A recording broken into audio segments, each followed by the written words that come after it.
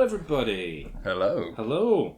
Right, before we start, I just want to clearly define the word desolation. Okay? No reason, just I was unclear about it, and I thought others might be unclear. Yeah, no, let's clarify. So, desolation, noun, two meanings. A state of complete emptiness or destruction. Right. 2, great unhappiness or loneliness.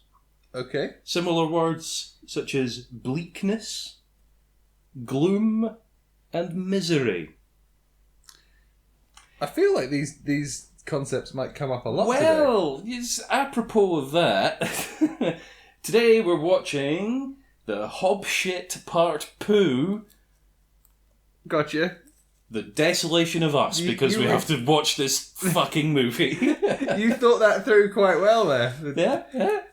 Tell me again, the what of poo? The Hobbit. The Hobbit of poo. The Hobbit Part Poo. Part poo. Yeah. I'm game. I mean, I'm not. Well, you better get game, because this one's clocking in at cozy 2 hours and 41 minutes. This is just... Why are you doing this to me? I don't know, because I promised I would do this months ago, and I somehow promised that I'd get involved. You ended up involved in it. Anyway, so, the non-extended edition, of course. Fuck the extended editions, yeah. Indeed.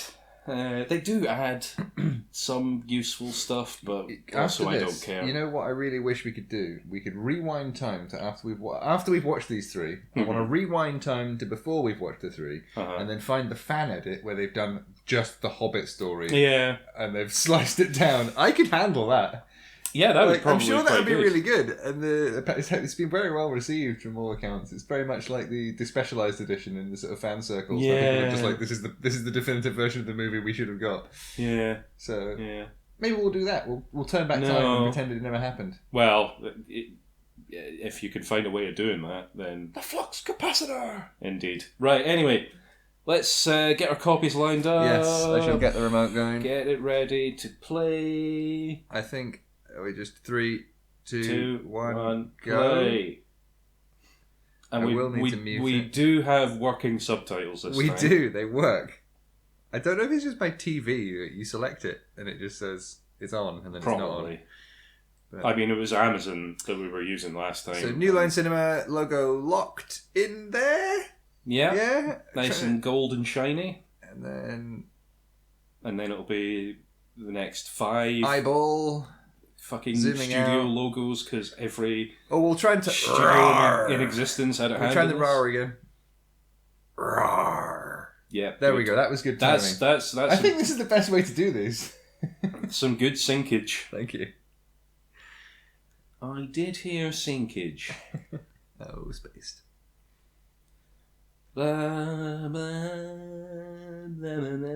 It's probably doing the Lord of the Rings music at this It's bit. probably going do do do do do do do. No. Stop that now.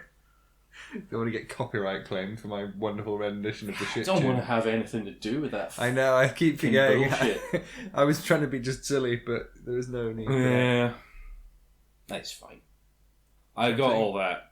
It was Hodor eating carrot. That was Peter Jackson. I was going to say it looked a bit like Peter Jackson. Having one of his famous cameos, because he tends to stick himself in his movies, because he's one of those kind of directors. But he was very clever this time around, because even though he was only in it for 2 seconds, that's double the frames.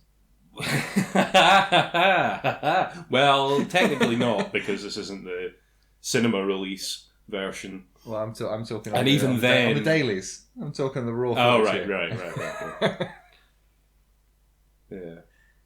It wasn't particularly cleverly done, though, because he steps into frame and then turns to the camera and then does a big crunch on a bit of celery or something. Is that Gandalf at the back? I don't think so. Or just another grey-haired... Just another... Oh, and is it a dwarf? Is he a dwarf? Was he well, that's... Yeah, he is, yes. He doesn't look like one. That's Thorin. We established that last time. Oh gosh, I'm worried. Right, speaking of people, let's do the cast thing, shall we? Oh yeah.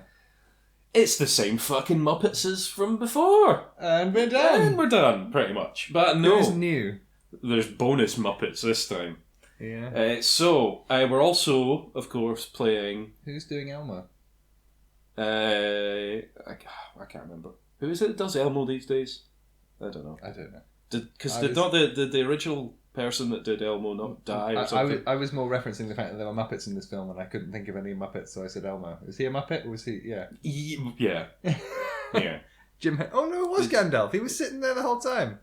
Gandalf's the granny. Right, anyway, so we've got Lee Pace as Thranduil. Is Lee Pace... No, I'm mixing up names. I was going to say the guy from Utopia. Who's Lee Pace? Well, he is, in this, he's Thranduil, the elf king or something. Do you want to say that again? He was briefly in the first one, actually. In the last one, he was... he showed up in the 15-minute intro that we ignored. Yeah, have you watched much of this so far that's been on? He's eating some bread. They're having a good old chow down, aren't they? So yeah, Lee Pace was in Pushing Daisies. Never saw that. He was Ned in Pushing Daisies, if that means anything to anyone. Nope. He was in Marmaduke. Was that? I feel like it was a movie. Yeah. Okay. There's like an adaptation of like an old cartoon or something. I don't know, it's about a stupid fucking dog or something. He was in Twilight Breaking Dawn Part 2. Oh, right, that one. Yeah. Of course, he was in Galaxy of the Guardians. I know that film. I know that reference.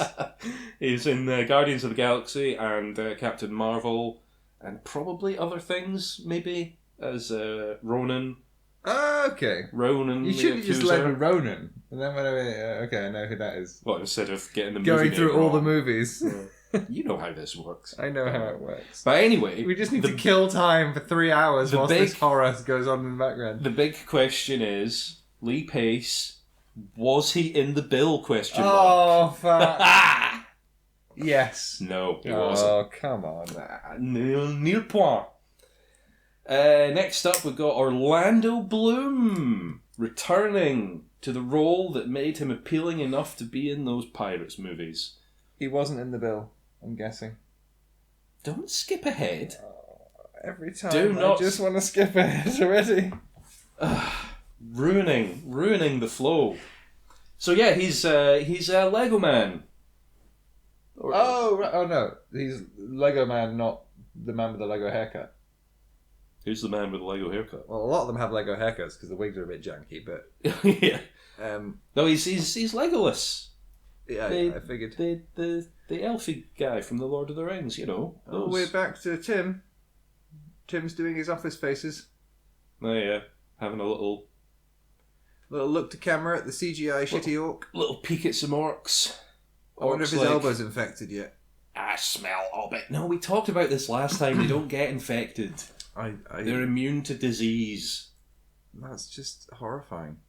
Yeah, they're evil monsters. They're supposed to be horrifying. So why do they get immunity to all disease? Because of elf blood or something. I don't know. They're like evil elves, essentially. And elves are immune to disease. Oh, there he is. There's Bear Man. Was that Yorick Bernison? That's Beor. I bet he's not as good as Yorick Bernison.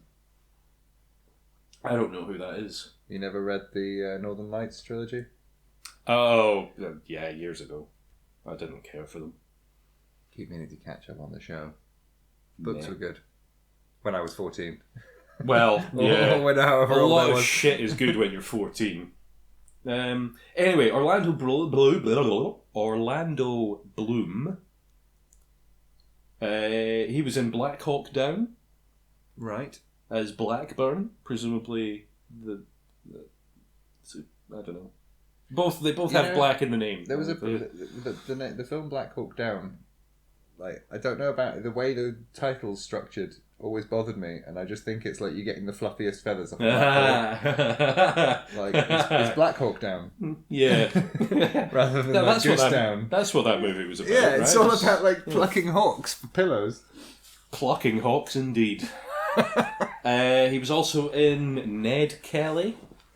Right. As Joseph Byrne. Okay. He was in Troy as Paris. The city of Paris. Okay. But the big question... Oh, look, they're running in a field now. They are running We've across got some the field. daylight. Too much daylight, if you ask me. Yeah, at least it's overcast today, so less squinty Yes. issues with the screen. That's true. Anyway, Orlando Bloom, was he in the bill, question mark? Probably not. No, he wasn't. Oh, I got But he was in Casualty and Midsummer Murders. Did he get to do a Holby City spin-off?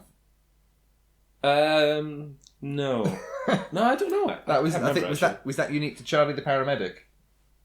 That's all I remember from Casualty. There was maybe I'm getting this wrong, but I recall there being a paramedic called Charlie who was like the nicest bloke ever and was always saving like really vulnerable people and everyone loved him. And he was like a fan favourite. And then he spun off to Holby City, I think, as well. Did he end up getting shot or something? I don't know. He's probably still alive. He's probably still in it. Or is it still going? I don't know. I bet he was in it right till the end because they couldn't bring themselves to kill him off. He probably had like cancer 12 times and like fell off 6 buildings and he was still alive. He was that, you know.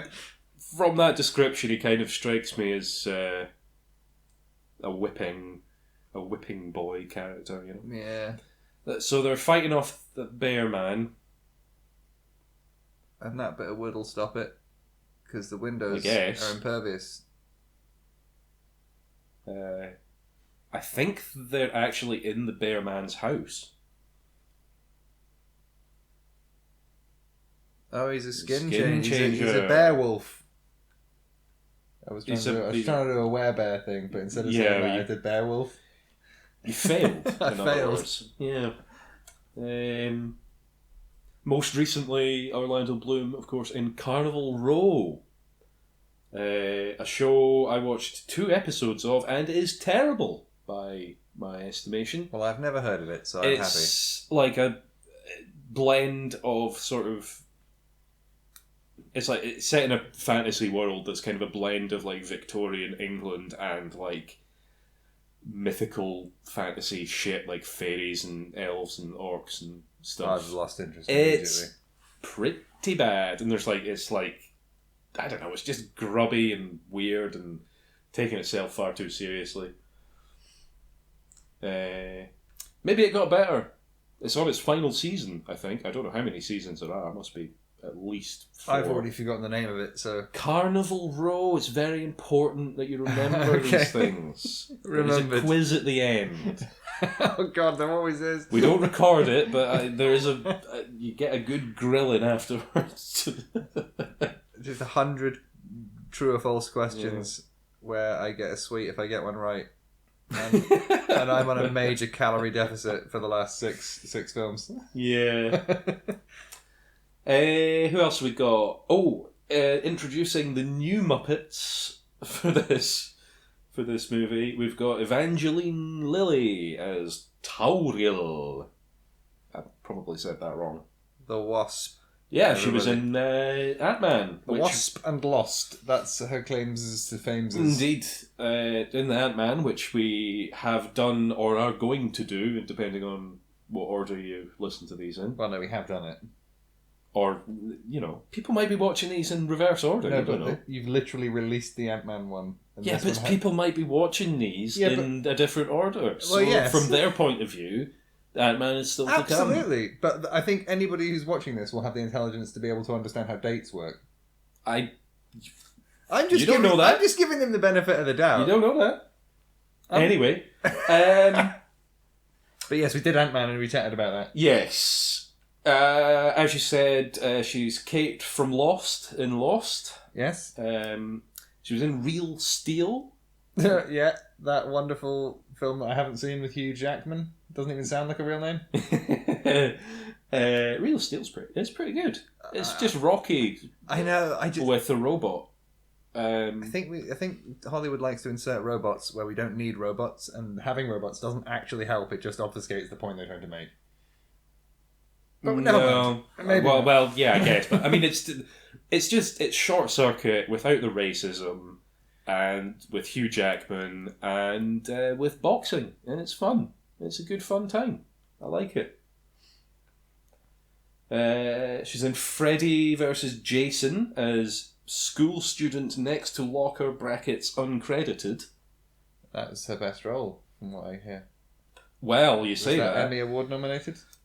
Not that one, I don't think, but possibly for her role, or roles, perhaps, in Smallville.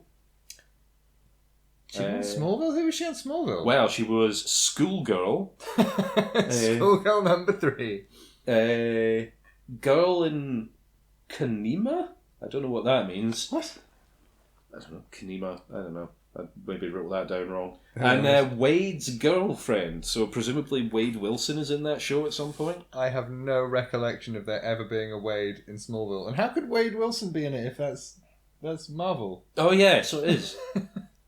Well, Deadpool and Deadshot, they're the same character. They are literally the same character. Except one went a silly way and the other went... a good way. Yeah, pretty much. Yeah.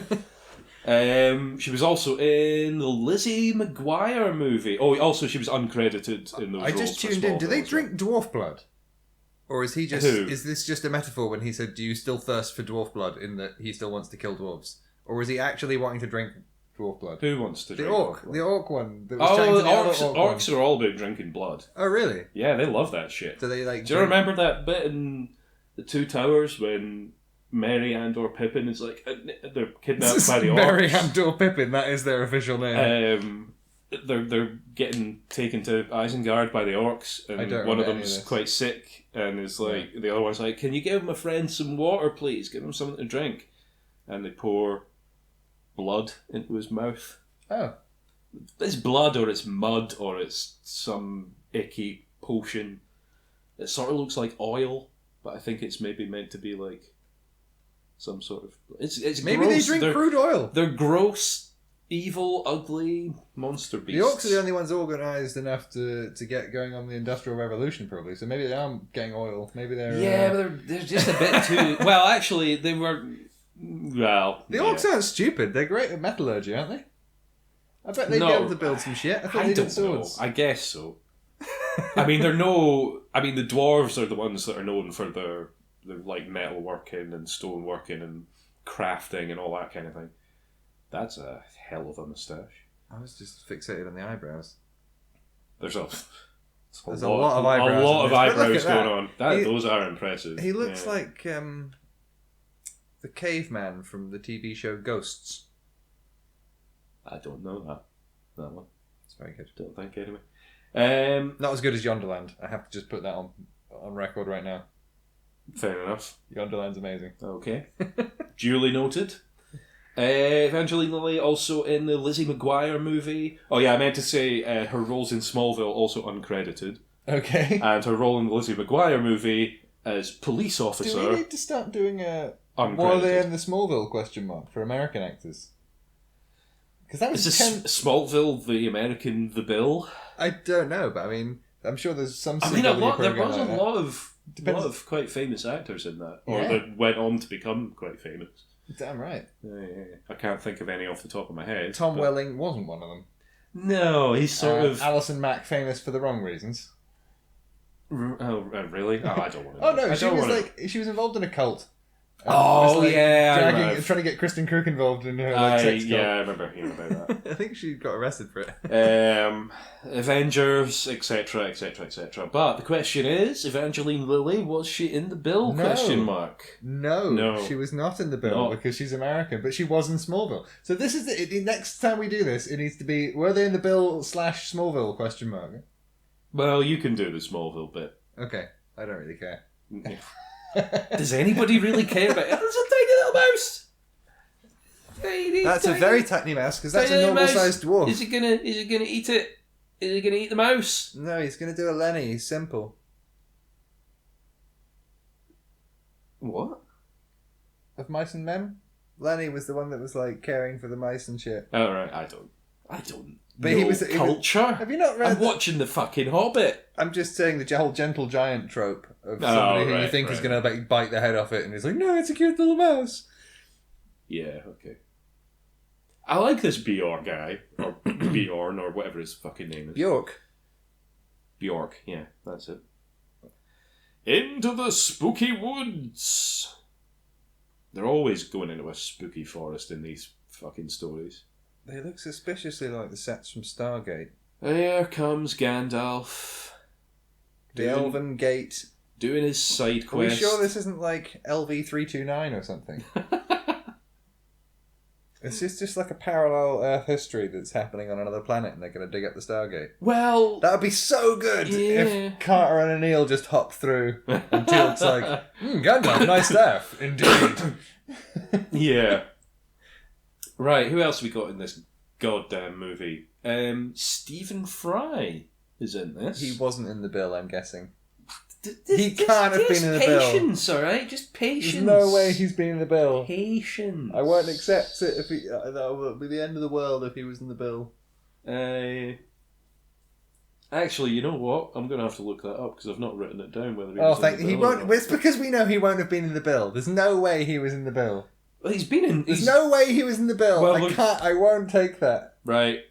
IMDb, here we go. This is live IMDb-ing.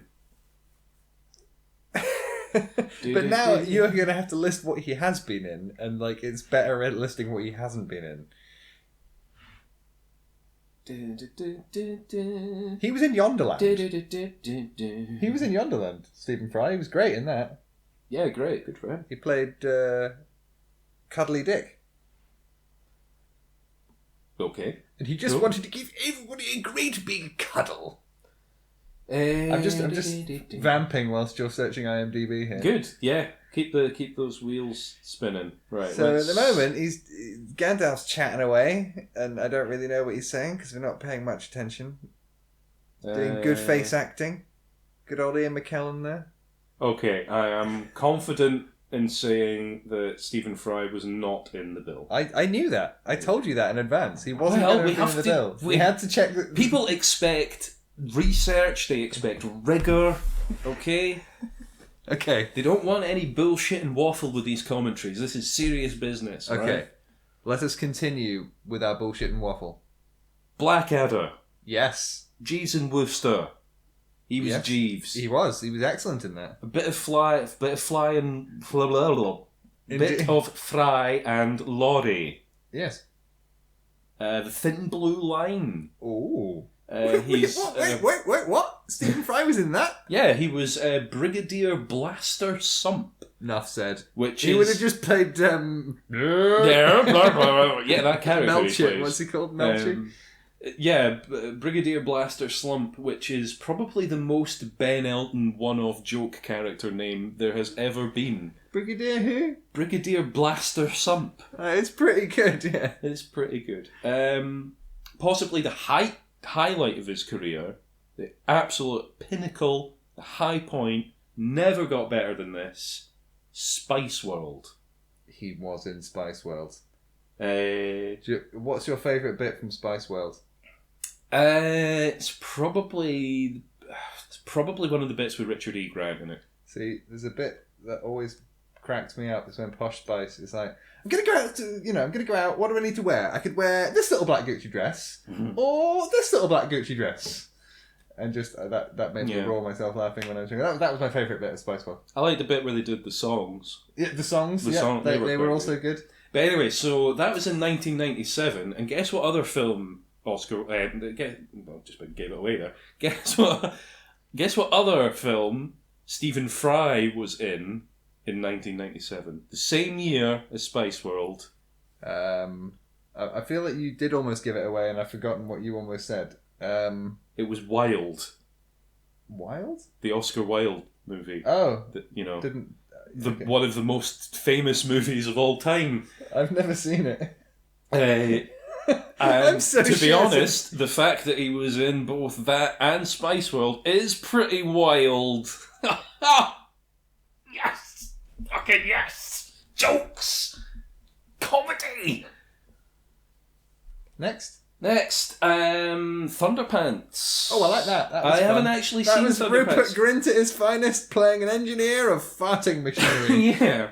It's amazing to me that I've still not seen that. It's one of those ones that I keep meaning to, and then I just forget about it. Talking of Rupert Grint, he was in a good film called Driving School, where he learned to drive from his mum from Harry Potter. What's she called?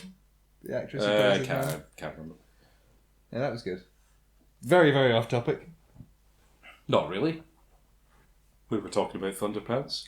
It's a natural progression, I guess. He narrates the book in Hitchhiker's Guide to the Galaxy. Oh, hiccups. Do you want some water? No, I've got something. That's fine. He narrates the book in Hitchhiker's Guide to the Galaxy. He does an alright job. He does fine. I mean, who else are you going to get to do that? I mean, yeah, Peter Jones is dead. And the other guy who did it, Ben Franklin, was it not Ben Franklin? It's something Franklin or... Benjamin Franklin? I don't know, I feel like it is something like that. I don't know. But he you did know the more voice. About that shit. It's on the radio show, but the radio shows were great, and it was like one of Peter Jones's mates. Oh, okay. Of that era. They were better. He was in V for Vendetta. Okay. Yeah. I haven't seen that in ages. I think I saw that once when it came out. Pretty much the reaction to that movie. Oh, look, they found a tobacco thing. pouch.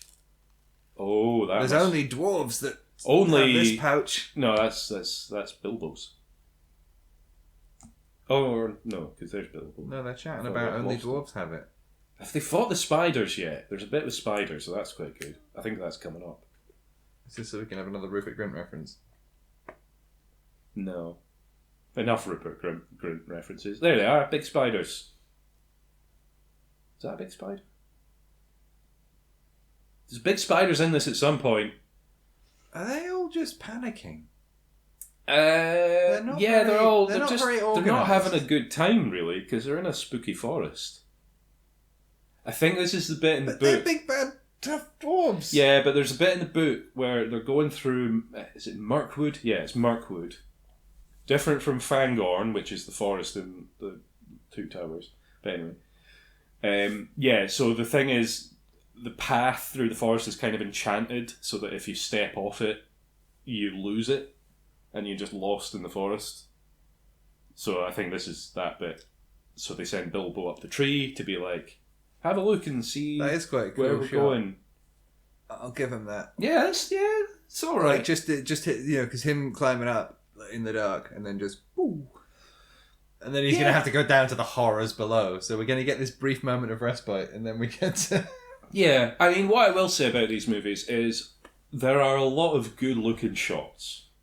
There are a lot of nice little moments. Like, that's a nice view and stuff. You could take a screenshot of that and use it as your desktop background, you know?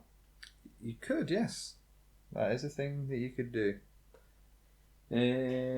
Right, who else is in this? Luke Evans as Bard.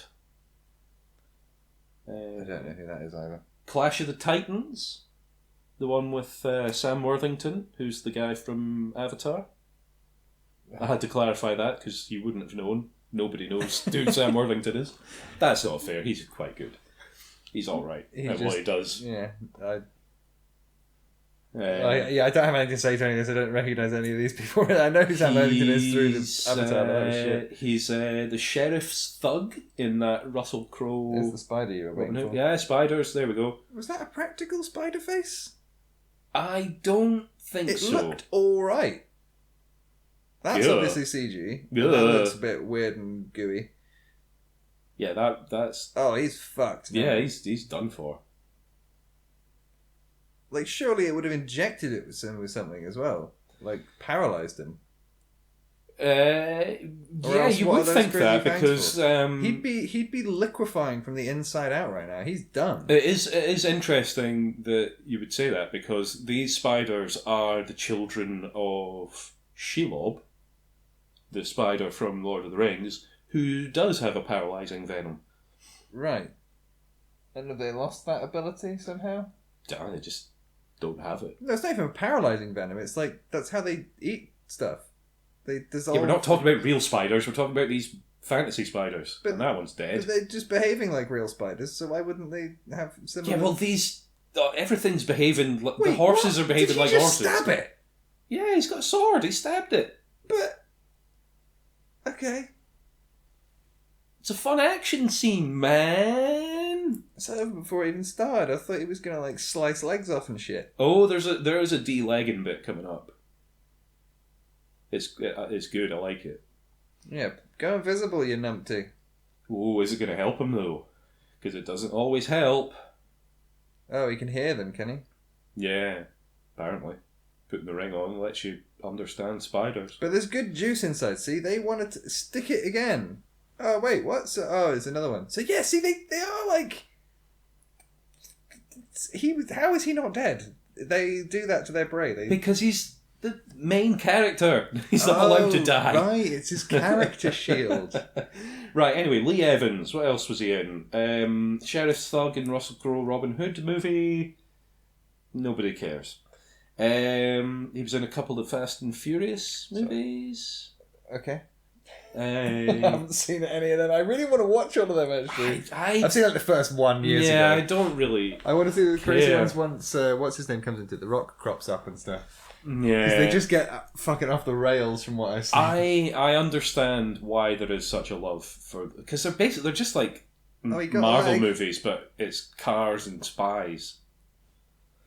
Instead of superheroes, you know? Why would you take the ring off and reveal yourself rather than just stab because they can see him anyway. Yeah, but they can't. He was just like, where is it? Where is it? And then he took the ring off and went here. And then... Oh, I don't know. It's like a surprise attack. You know, that's his special attack. He's only just named it. Sting. Yeah, that's how it gets its name. I don't know if that's from the book or not. I think it's maybe just called that. Oh, Jesus. I thought he just dropped people down a hole there. Pretty much, yeah. How do you know they're going to be alright? It's just like, what the fuck? I mean, given the choice between being strung up in a web and being dropped and potentially killed, I think I would go for the drop. God, he's getting a good few kills in, isn't he? He's getting a lot of experience points for this, you know. Oh, God. He's lost... dropped his magical ring. And now he's going to be hunting for it like the creepy little golem that he is, really. Indeed. My precious! Is he going to He's not going golem-y. He's not going golem mode. I mean, he doesn't really do golem mode until Lord of the Rings, does he? Yeah. When he's been separated. This is a de-legging bit. They grab their leg. Look at they grab the legs and pull them off. And that's gross. That's cruel as fuck. Yeah. But I mean, they're horrible, evil... spider people. Are they evil or are they just different? They're pretty evil. No, they're pretty unambiguously evil. Remember, this is a universe with unambiguous delineations between good and evil. I forget that that's a thing. Oh, what happens if the spider puts it on? I want step on it. Oh, step on it. I want the spider to put it on. And then the spider becomes the hero. I want the spider the spider goes to Mordor. I just want to see a spider like scurrying around for his precious. I don't want to see spiders scurrying around at all. No. Honestly. I'm glad they're getting the shit kicked out of them. I don't know. Yeah, that's what really... This is going on for a long time though, isn't it? It really is. Like, you'd think a little action scene where they fight spiders in a forest, you'd think that'd be over in like a couple of minutes. I really wish they were hairier and less like kind of crabs and lobsters. I want them to be like fucking tarantulas. They would look so much more terrifying if they had little bristly hairs. Yeah. Yucko.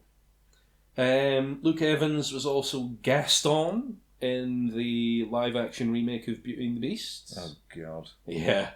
I haven't seen any of those live-action remakes. I've seen... I saw a bit of the Jungle Book one. I've seen the Jungle Book one. It was just, why is this? Oh, Ooby-Doo! Yeah. I want to be like you. I really love the original Jungle Book. So did I. Yeah, the it was they just got celebrities to just speak the lines of the words. It wasn't even that. It was like King Louis was Christopher Walken. Yeah. And Baloo was bloody...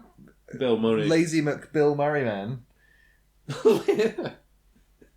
Like, I like Bill Murray, but he's I love definitively Bill Murray. like he's got the sort of the Harrison Ford method of just turning up stoned and doing it on the day kind of style of acting. Yeah, like, because he's really, really fucking famous and can do I know, that shit. but for that same reason, like, he's not like, I don't know. He's still pretty good in everything he's in. He's just he's nice to see on screen, you know. Yeah. He was also Luke Evans was also in the Pinocchio remake. Oh God, yeah, no idea. Yeah, but the question is, was he in the bill? Question mark. Is he British? Yeah. Yes. No, he wasn't. Not in the bill. Oh, here comes Kate from Lost. Look. Oh yeah, the elves with another terrible wig. That's one of the things about this movie. It's just a series of them getting into a situation and then somebody shows up to rescue them. In this case, it's Evangeline Lilly showing up to save the handsome I've just dwarf. realised I've actually got a Lego figure of her from a cheap set I got, but I didn't realise it was her. Oh yeah.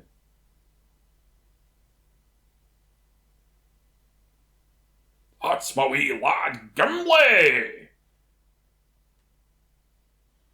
Speaking Elvish and not translating it, that's helpful. Yes. Nice little bit of foreshadowing there with Legolas being a horrible racist towards dwarves.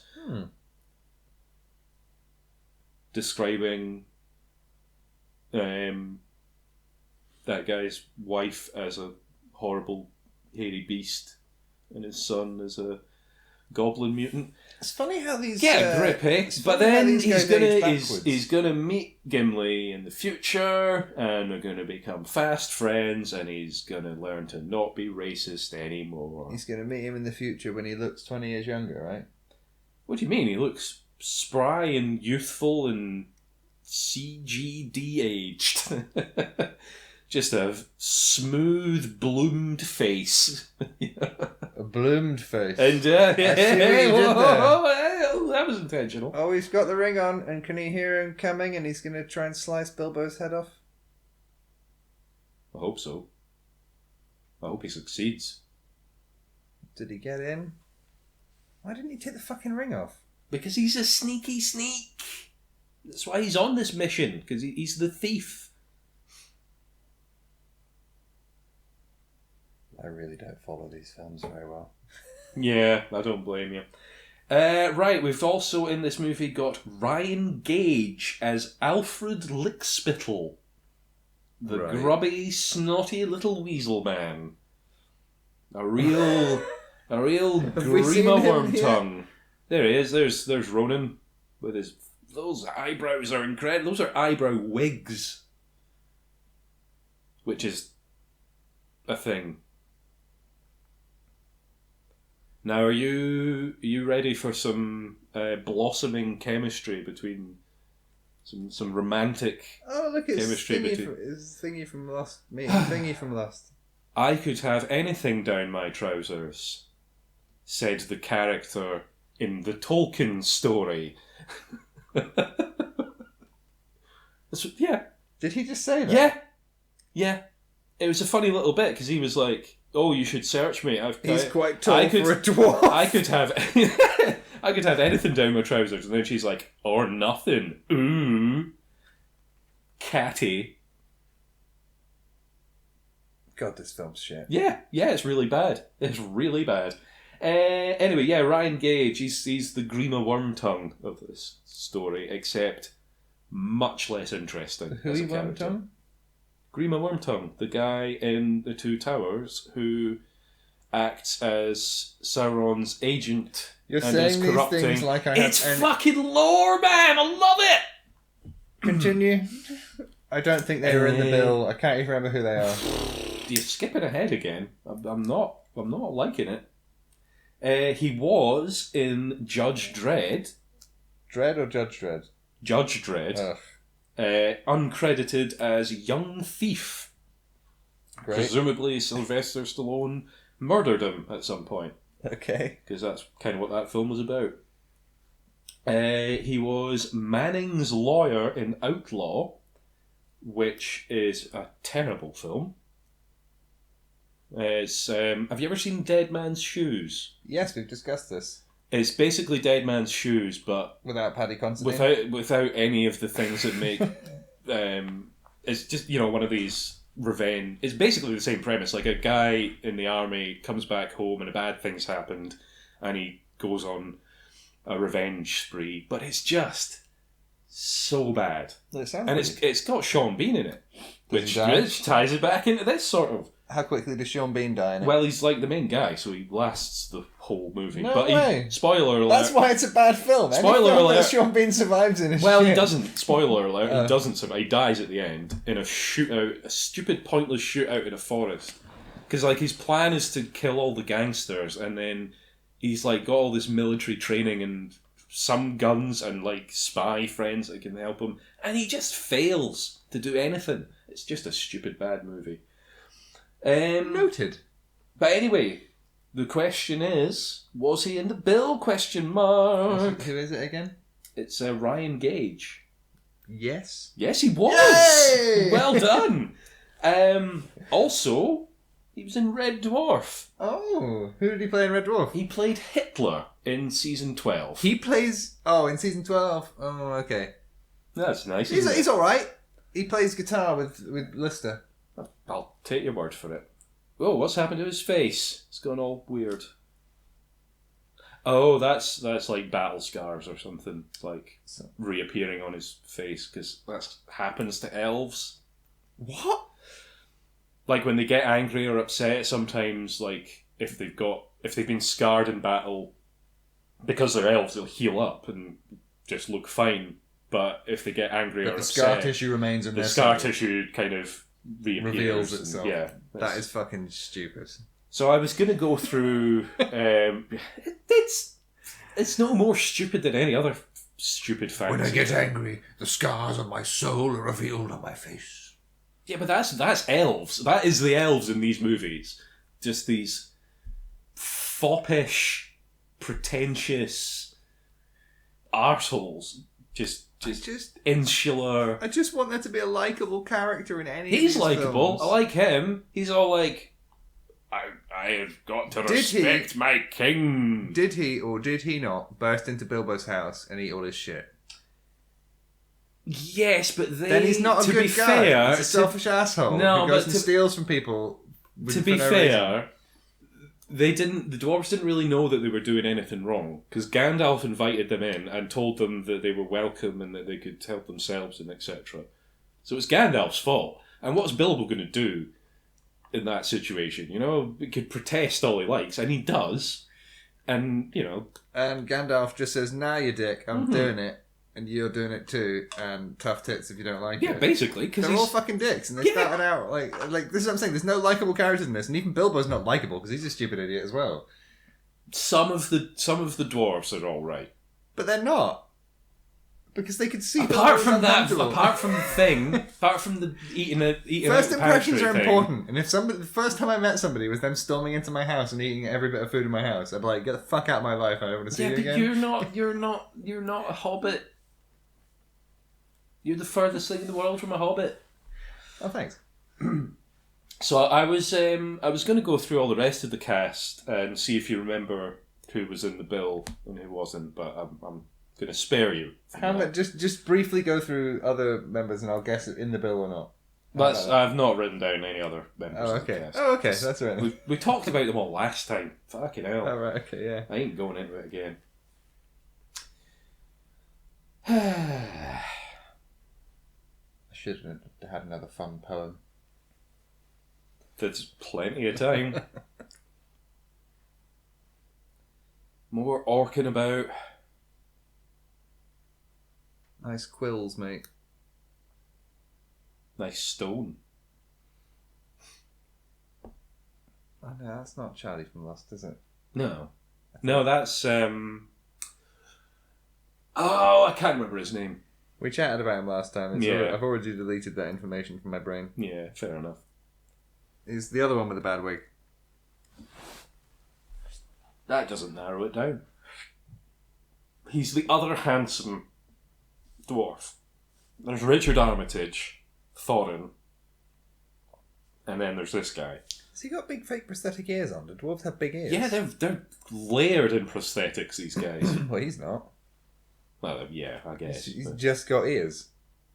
Have you seen, I don't know, I maybe mentioned this last time, but the prosthetics that the dwarves were wearing were these big latex fat suits, basically, that they would just sweat into, and the suit would, like, absorb all the sweat, and they would, like, there's, like, behind the scenes footage of them, like, peeling it off, and it's all this white, powdery sweat flicking everywhere, and they, like, squeeze their hands when they're wearing this stuff, and it's this stuff disgusting. oozes out of it. It's grotesque, it's good, yeah. and I love it. I dislike it immensely.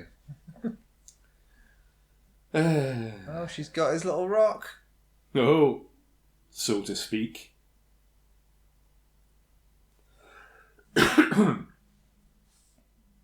It's what did she say? I was reading the subtitles. You can't read that fucking Elvish some trash. elfy nonsense.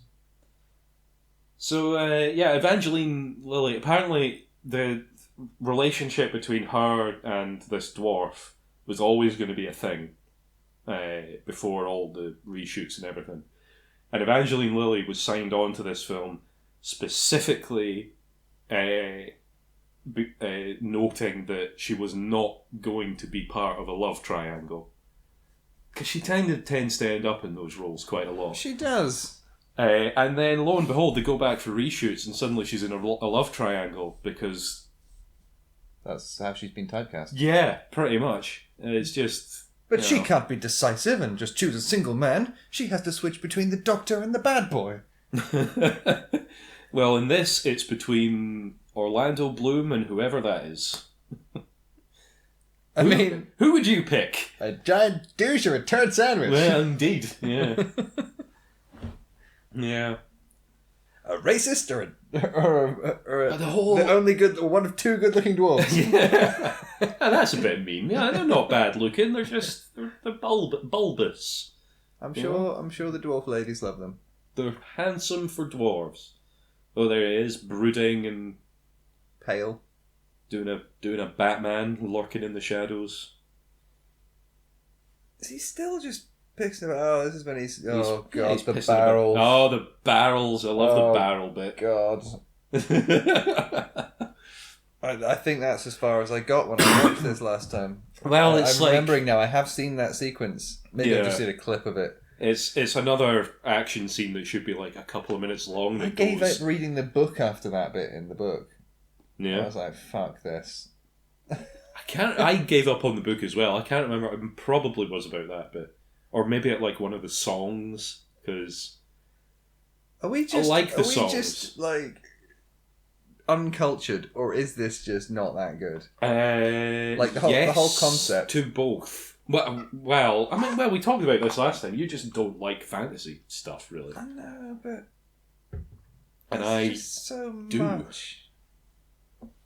I mean, it's no sillier than like loose sci-fi, you know. I'll take TNG over this any day. Well, yeah, obviously, but I mean, and that's the point. Like the fact, in a world where TNG exists, why would you watch Lord of the Rings? Because you have different tastes and interests. But TNG exists. Yeah, but some people don't want flying around in space and all that. Well, some people want... If you really want that, then you can watch the episode where Dr. Crusher fucks a ghost. That's weird. That doesn't happen in any of these movies. Or maybe it does, actually. There's no magic candles that spawn the ghost of ancient Irish people? No. Oh, okay. There's no Irish people in Middle-earth. The Irish people's the problem. There's Scottish people, and mostly they're dwarves. Actually, there are Irish people. Yeah, there He's are. got an Irish accent. That dwarf's got an Irish accent. So the dwarves are the Celts. The elves are the English. Really? Yeah, I would say so. I mean, they're posh and pretentious and think they're better than everyone. What are the hobbits? The Northerners? The hobbits are...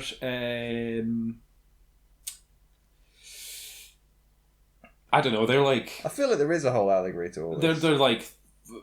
I don't know, just... I mean, it's English such countryside a terrible people. idea. What are they doing? They're escaping in barrels down a river. It makes They sense. would have been better just opening the hatch and jumping and swimming. Nah. Or maybe not, actually. I just don't think... They're just not... Now, what I want you to do in this barrel sequence is I want you to try and shout out every time you notice the GoPro footage that they've laced into it. Really? Yeah, really. GoPro footage. Yeah, there are bits of it where they're tumbling down the river, and you'll see it. Wasn't this film shot in like 8K? Yes! And what? They just used a random GoPro. Look, see, he's fine.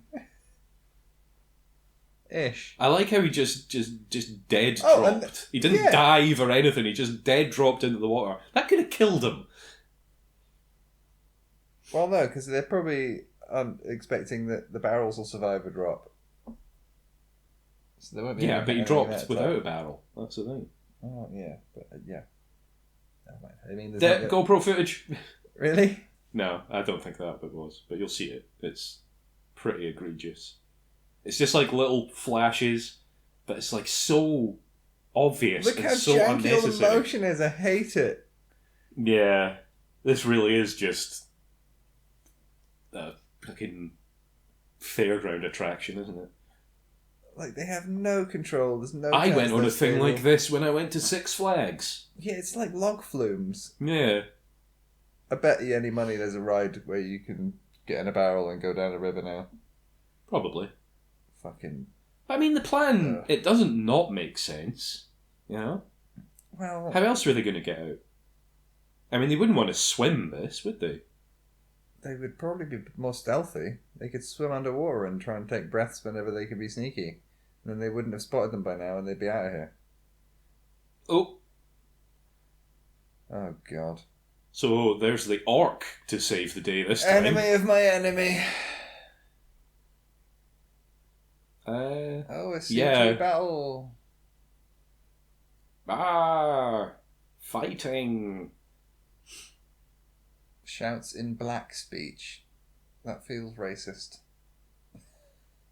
Well, I mean, there's a lot of, you scratch the surface of Tolkien, and writing. there's a lot of... Well, I mean, he was writing in the, early 20th century, He's not the most progressive age. Yeah. But there's the whole, in The Lord of the Rings, there's the whole thing with, the southern and eastern races, the way they're depicted. It's very tropey, shall we say. By which Didn't he invent the tropes, though, a lot of the time? Not really, no. no. It's just the fantasy tropes he invented. Oh, no, he's been shot with an arrow in the knee. He used to be Achilles knee! He used to be an adventurer, and then he got shot in the knee. My one weakness. My knees. Now... we all have that weakness. The thing that really irritates me about that is, and you're going to love this, right? The arrow that that dwarf's just been shot with there is like one of theirs. Very long. It's a poison. It's like evil dark magic arrow, basically. But that orc should not have that kind of weaponry because it's basically the same kind of thing as Frodo gets stabbed with in the first in Fellowship. How did he? So in Fellowship, they're in the hobbits stop off at a place called Weathertop to make camp for the night, and they get attacked by the Nazgul, the ring wraiths. Just briefly, you said that the arrow was dark magic. It's like an enchanted, evil, dark magic metal kind of. Are we saying that Bilbo and Frodo, or whoever you said, got shot, and that guy are tougher than Superman? Because magic could take him down. What? Well, no. Most of them are using just normal arrows. But that looked like GoPro footage. That looked really janky. Yeah. But it's like that lead orc has got these special magic arrows. But as I was saying, so in Fellowship, there it is. Yep. In Fellowship at Weathertop, the ring wraiths attack. And Frodo gets stabbed with a Morgul blade. Right. Which is like a special kind of magic sword that only the Nazgul use, and that orc just has that, you know. Maybe, lore, I love it. Maybe, but they fucked it up. Could he have picked it up off somebody he killed? No, because none of these people should have any access to Morgul anything. Why not? Because it's like big evil magic that only the super, like... But couldn't somebody have shot somebody with an arrow with it, and then somebody found the arrow and used it? No. There should be no Morgul anything cutting about anywhere near any of these people. I'll give him bonus points for that. He just pinned an orc to a fucking branch. It was very well choreographed, yeah. He's still hanging there. I want to see it sort of slice through him as he falls. So only the Nazgul have access to Morgul technology. Janky CG on that dude there. Yeah. Oh, see, that's quite clever. See, there's lots of little clever bits, but this thing just goes on for too fucking long. It should have been over by now. The sound's not on, but are they singing as well? Yeah. No, I don't think it's just action music.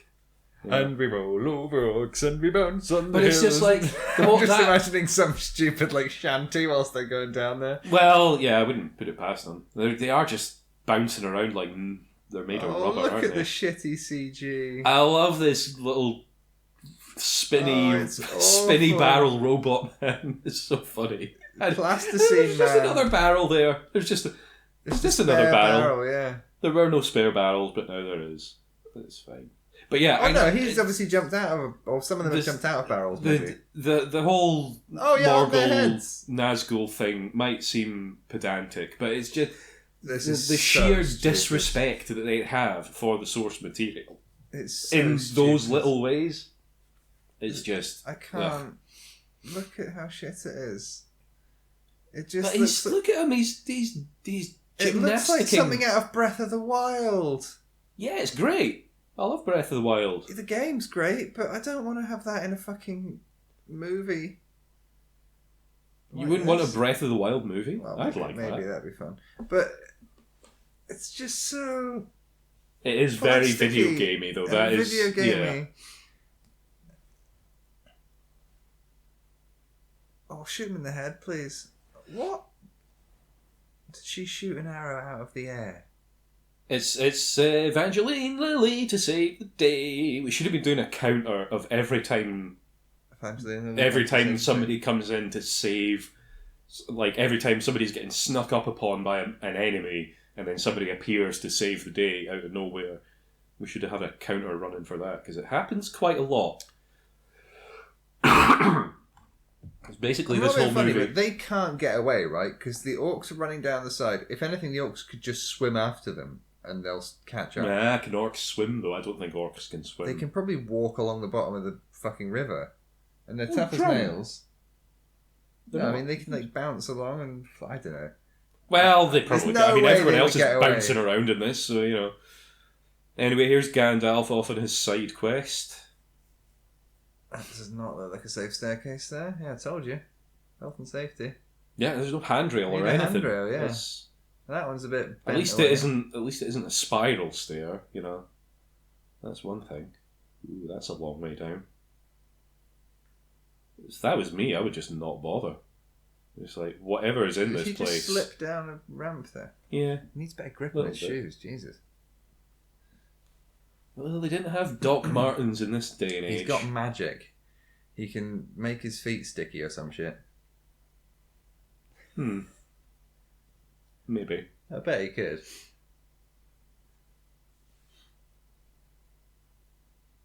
That other stone there looks a bit precarious.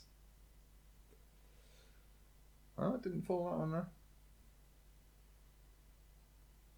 You just want him to fall to his death, don't you? I've got to wait another 4 movies for that. You shall not. You shall not pass. You know what will happen if you don't study for your exams, children? It's fucking Goophead McGee. Remember him from the last one? I do, yes, the 7th Doctor. Yeah. He's needing to regenerate. He's not looking too healthy. You know? Wearing a bit thin, I suppose. Yeah. But then he's going to turn into Colin Baker, isn't he? So No. Oh no! Wait. He turns into Paul McGann. That's the other way. He's got the best of the best coming. Yeah. Okay. Yeah. Man, that'd be great. Imagine if he did. Imagine if he did just regenerate to Paul McGann. I don't do robes. Just when he snuck up on Gandalf there, he surprises Gandalf. Gandalf just turns around and is like, and stabs him through the gut, and he's just like, oh no, I'm dying. And whoosh, oh, I'm Paul McGann now. Indeed. So basically, Radagast shows up at this point to be like, hey Gandalf, bad magic's happening, but you knew that already. And also, can I join you on this little side quest? And then Gandalf's like, nah, fuck off, mate. He doesn't look too keen to help. Azog the Defiler. Jesus He's no ordinary orc, he's a commander of legions, no less. Preparing for war. It'll begin in the east. I'm going to rejoin the others. Do know I'm not actually a wizard. How he started this? How did he start this? Oh wait, in the last one I think he went to a place and was like, oh shit, Sauron's here, sort of. Also, didn't he just basically start this whole quest by intruding on poor Bilbo? Yeah, but I mean he had good reasons for doing this whole thing. I still can't forgive him for fucking over Bilbo's pantry. I think we've kind of moved beyond that now. I have not moved beyond that. The stakes, I'm as telling it were, you, first have impressions been raised. are very important. And I bet you even now, even though the stakes have been raised, and to them it'll be really flippant, they're still not going to replace all his food at the end. I bet you. I bet you they don't. Because I agree. By the end of now, it, Bilbo's like a millionaire anyway, so he can just buy a new house that's all pantry. You know? Okay. Well, I suppose it's some compensation. Although apparently in the contract thing that he signed in the last movie, he's only due to get like a 14th share of how many treasure. Die? A couple of them. I can't remember exactly. 12th, then, eh? But I mean, he does all the work. Like he snuck into the elf place to rescue them. He does some dragony shit later on. Oh god, yeah. Speaking of the dragon, do you pronounce it Smog or Smaug? I pronounce it Benedict Cumberbatch. That's strange. Yeah. I don't know how you say it. I would say Smaug, probably. Smaug. It's Smaug. But I went through my entire childhood calling him Smog. But it sounds kind of American either. The Desolation of Smog. It would sort of make sense for like it to be Paul. like dragon, Smog. Dragon breathe fire, fire makes smoke, smoke be smog. You know, it sort of get it. fits. But if it's... Yeah, I don't know.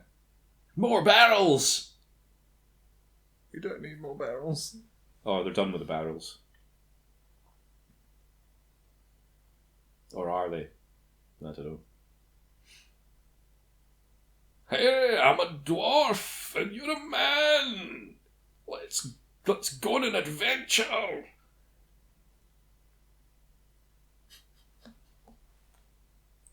Oh, this film. I still don't know who any of those dwarves are. I don't care. Okay. I just mean... I can't remember who any of I the just dwarves mean, are. I know who Thorin is, because that's Richard Armitage. From what I've seen, they have different appearances, but they don't really... Most of them don't even have any lines. Exactly. You know, what I mean? Why are they here? I don't know. Why are they here? They could have just... Why are we here? Why are we watching this? There's only as many dwarves as there are because that's how many there were in the book. And okay, fine, but you could have just pared them down a bit, like amalgamate some of them, you know? You've taken other extraordinary liberties with the story, making slightly fewer dwarves, I don't think. But you've got to have a dozen dwarves. If you don't have a dozen dwarves, I mean, it's not a Hobbit, is it? Oh, God. But they'll just get... Yeah, I'm sure there are people that are fans of the one that says one line about something and appears in the background like, scratching his beard, questioningly in the book or something like that. And you're just like, oh, great, yeah. Scratching his beard questioningly. That's dwarves all over for you, isn't it? Yeah. Oh, look, it's Malfoy. I just think all the elves look like Malfoy, to be honest. Malfoy's dad, rather. You know. Yes. Oh, look, it's Malfoy Jr. He does have a bit of a Jason Isaacs air about him, you know. I thought that was just a head for a second. He's about to be just ahead. Well, I'm sure.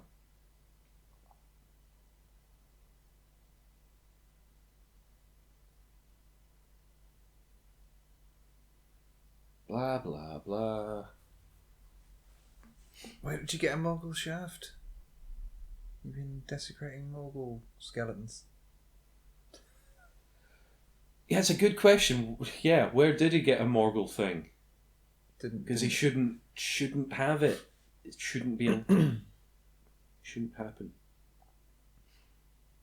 How can you know if he likes death? That's a stupid question. Well, he probably likes dishing it out. Yeah. But it's like, do you like being dead? Well, how can I know that? It doesn't make any I'm sense. probably not going to care.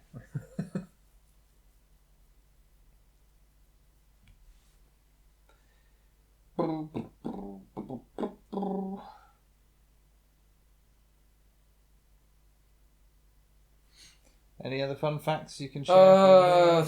Yeah, but I'll save them for when they're relevant. Okay. This is a real, fucking low point. Just feels very episode 1, like a bit of bland politics. Yeah, it's just people talking in rooms, isn't it? And then a bit of weird action happens, and then. And I mean, it's not even that it's just it's not that it's got extra stuff in it. I mean, that doesn't help because that drags things out in itself. But this is just taking so long, and it's meaningless. Nobody cares. Yeah, I really don't care. Interesting fact. Orlando Bloom just blinked there when that orc's head got cut off. Oh, no, that's one of like 2 or 3 times that you ever see him blink in all these movies. Really? Yeah. Is that intentional? Yeah. Because they're not supposed to be like phased by anything. So. Well, it doesn't just blink normally though. Like just a more. No. Okay. I don't think you really do see him blink unless he's like really shocked by something. Like, maybe that's why they're all so creepy because they don't blink. Yeah, that and they're giving off a real creepy vibes. Real creepy vibes. Real inbreeding vibes. You know what I mean? Real Malfoy vibes. Real. Yeah. Just real bad. But yeah, it's not the fact that it's got like extra stuff in it. It's the fact that everything is just dragged out. It's as well when he 10 times longer than it needs to. Do you not find whenever he tries to look badass, he just looks like a 5-year-old in cosplay trying to look badass, and it's just like, I've got a sword and I'm going to hurt you now. It's like no, just don't do the tempted serious face. Just do the action, and don't be prancy when you do it. It's like he's hamming it up, but doesn't quite have the confidence in his hamminess to give it the full welly. You know what I mean? He's not hamming enough. We need more ham. More ham for the movie. That's some janky looking ice, Jesus. Yeah, it's all pretty janky, isn't it? I just saw 2 bits collide and look weird as fuck. Oh, sailing. So here we go. Here's I thought that was Lake Town, but it's not. It's a bunch of ruins to navigate scenery. through. Do you need this bit? Do you really need this bit? What, this second film? No. This whole bit of them sailing through the. What are they talking about? Nothing of any consequence. God Almighty.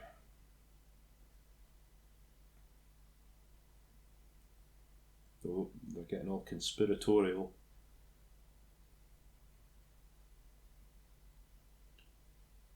Balin. Good lord, this is a dull movie. It is very boring, isn't it? I just want And to at take least a the nap. last one, we got very angry at the last one. And I think part of the problem was, at least on my part, was I was not taking the movie for what it was. I was being angry about what could have been. What could have been and what it should have been.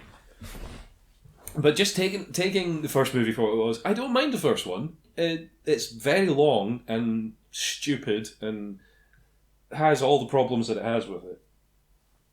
But it's kind of fun. There's some fun bits in it. It's certainly paced better than this. Yeah. Like, we have actually had moments where we're both sitting in silence with nothing to say, and it's that boring. Yeah, because it's just them just sitting in a boat just talking about shit. It's bizarre. I don't get it. I mean, imagine trying to direct like those 12 hobbits. Right, you move 3 inches to your left so we can see your head. We need to make sure you're still there. Otherwise we can't see you. Yeah, well, I mean, how do you even direct that? Because, I mean, they're just... Even if the boat is practical, everything else is CG. So it's just these 12, 13, 14 people standing around on this fake boat looking at nothing. And Peter Jackson just like, yeah, there's some fog and water and stuff, and you know, you're having a chat. And are they still sitting in the barrels right now? No, they're under decks, I think. I don't know where they are, but they're getting a lot of fish poured on them. Yeah, they're in the barrels. Oh, back in the barrels, okay. And is nobody going to realise why are these barrels not taking as much fish as usual? It's like half a barrel. I don't think the subterfuge is meant to last that long. It's just to get them into the I just mean whoever poured the fish in. Did they not realise? They poured their own fish in. Oh. I think. I don't know. I'm being foolish, obviously. Obviously. I'm overthinking it. Yeah. Because it's not that deep. It's just... It shouldn't be. It's just a kid's film. It really shouldn't be. It's just a kid's at all. film. This is the attitude I need to take. This is a children's film. For Yeah, children. is it? Written by children. I can Made handle by this. children. There he is. There's what's his face? Ryan Gage. He's the one that was in the bill. Yeah, that's Alfred Lickspittle, which is just Another good name. Is that Ben Elton? It's not a good name though, is it? Like Grima Wormtongue, that is a good name. That name alone tells you pretty much everything you need to know about the character. It tells you nothing about a character. It tells you about their ancestry. That they come from a line of wormtongues. Whatever that is. Yeah, but you can, you know, thematically, you can tell that a character called Grima Wormtongue is probably going to be a sneaky, horrible little weasel man. And he is. But this guy, Alfred Lickspittle, it's like you're not being subtle there at all, mate. Fair enough. And he is literally a lickspittle. You know, it's not clever. How does one lick spittle?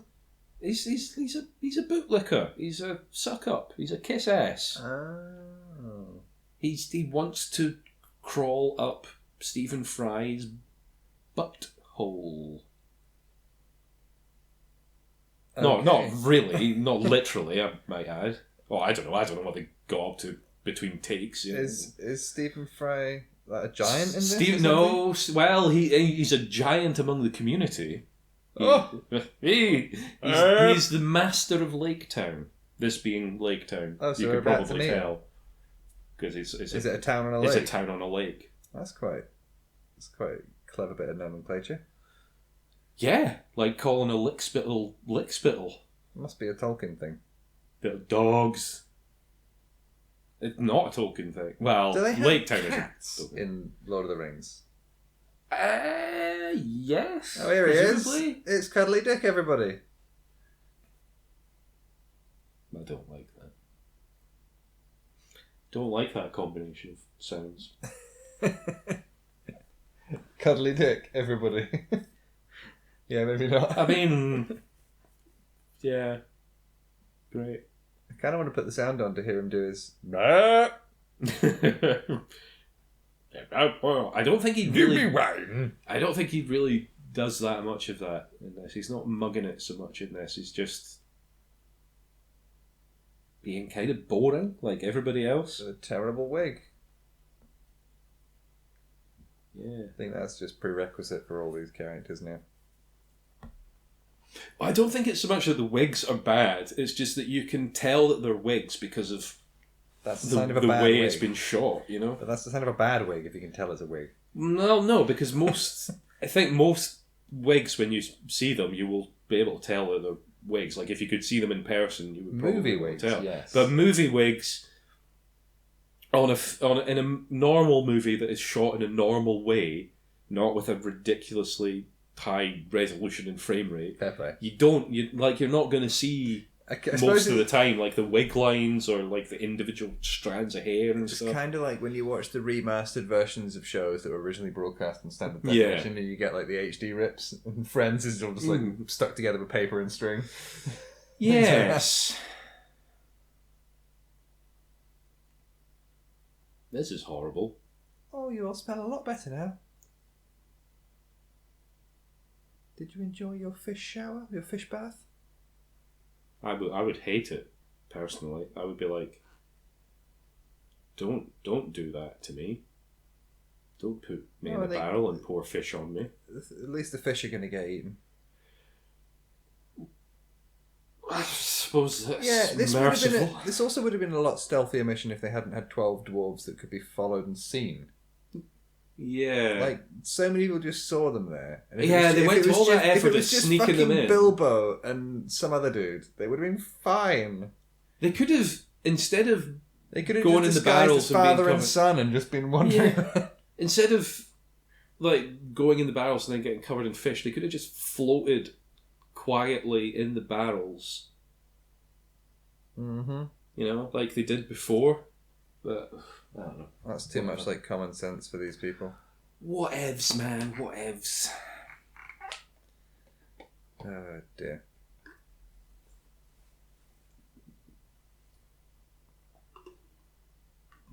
Dag, where have you been? I don't know if I'm mixing this up with Game of Thrones, but is there a point where they have something launching at dragons?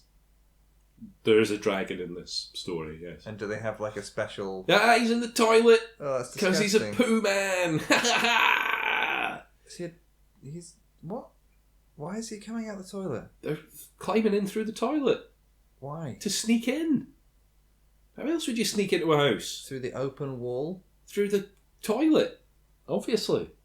And why is that toilet just a big, big bucket of water? Because it'll probably just empty out straight into the lake. Then why is it so high? Because the water level will be a lot lower.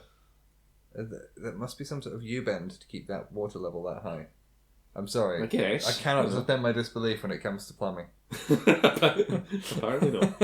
Ooh, I wonder if that's going to come into play later. Yeah, that's what I'm remembering. What's this? And See. Have they not only got like Plot one or two device. arrows or something, and then they have to like I can't remember. clip Well, off actually, I don't know. actually, you don't get to see it being used in this movie. Oh Jesus Christ! How many more hours then? Let's see. Oh, many. Oh, we're halfway through. We're not halfway. We've still got 2 hours 40. Oh no, no, we are. Okay, yes, sorry, yes. Because the thing was halfway along the thing. It was. I was looking at the end time and thought that was how long was left. I thought we had another 2 hours. These 40 are left. the end time, so... It fucking feels like it, Jesus. No, wait, hang on, sorry. I was getting into the good spirit. This is a children's film that I can enjoy for what it is, being a stupid children's film written by children. Is it a children's film, though? It is. It's written by children, so it's got to be a children's It's film. not very children-y, though. It's got a lot of... Yeah, they are using that thing. Yeah, Or this is is it- this is a flashback. Oh. This isn't a flashback. This is now. This is now time. It's just... I'd rather see the flashback at this point. Well, at least something was happening then. Yeah, exactly. You know, they cast hobbits. Mm-hmm. Some humans are hobbit-sized in terms of height. Why don't they just hire somebody who's an actor who's actually like 4 foot tall? Good question. Why don't you make a Hobbit movie, then you can do it better. Maybe I will. Maybe you should. I mean, I'm definitely not going to. Well, there you go. You know, we could cast elves as elves. We could cast Elvis as elves. Or we could get Ray Winston to be an orc. Yeah? Yeah? Or Brian Blessed. Yeah. It was going to He'd be a great It orc. was going to be cast as one of them. We could do Barry Humphries again.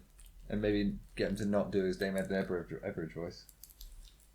We don't know that he was doing that. Oh no, he definitely was. He was going, "Hello, possums! I'm going to smash you with my club now." Right, I need to go to Lou, I'm afraid. So you're going to have to vamp it. spin your wheels for just a few minutes. That's quite alright. Well, they're all having a chat about weapons and nonsense, so I'll enjoy that whilst you're gone. Or is the bathroom occupied? Possibly. Oh, dear me. How do I get it roped into these things? What are they even talking about? I don't know what they're talking about. They're going to leave and fuck off without dealing with anything? If I was Bilbo, I would have just nicked the boat and been long gone by now. Gone back home, restock my pantry. Not have to worry about any of this nonsense.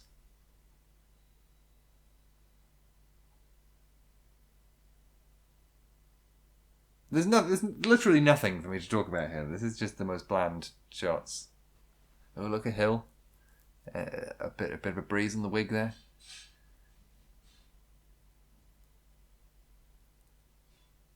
Is he sensing the arrival of a dragon? Is he using his past experience to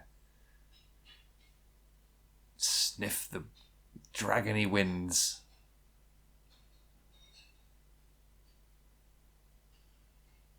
Oh, Gingerwig spotted something. Sensing more. Oh. He is very orcish.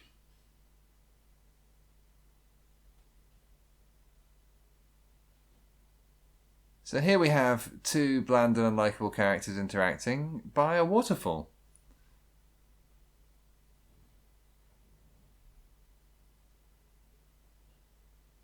I have no clue what's going on.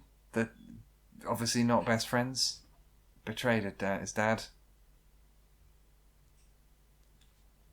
Oh, she did the Kate eyes. Oh, thank God you're back. I've been struggling to even want to respond to this. What have I missed? Absolutely nothing. They just nearly shot each other because she thought he was an orc, and now they're chatting about how he's a betrayer and a douche. And she did her weird Kate eyes look where she did the sort of squinty, like, "Oh, I don't know how I feel about that. Like, are you part of my love triangle?" But I don't know. Shall I include you in my circle of romance? It's just so hateful. There's nothing happening. Look at his face. It's so weird looking. There's not his real ears. It's just so... Oh, it's so bad. Where's he gone? What's he looking for? Oh, a big flag. Great. Oh, I wish they would hurry up and get to the fucking dragon. Yeah, how long till we get to the dragon? I don't know. I think it's soon. I'm getting very impatient for something to happen. I thought for a moment he was sniffing the air and sensing pending dragons. Because he had a weird look towards a mountain and went, "Oh, don't let them leave," and all this sort of shit. And I don't know. Just didn't happen.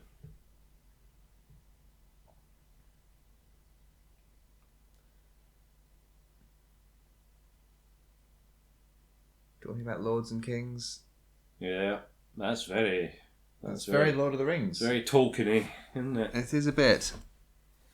Oh, It's a bit Tolkien-y. This guy was the king, and then then there was a big battle and he wasn't the king anymore, but then this other person was king. But he wasn't such a good king. And then But he wasn't worthy! The orcs came and he had to become a good king, but maybe it was the common people I don't know. And then there was that whole scene where they poisoned him and he died in front of the court. Oh, that's Joffrey, isn't it? Yeah. Yep. You're not wrong.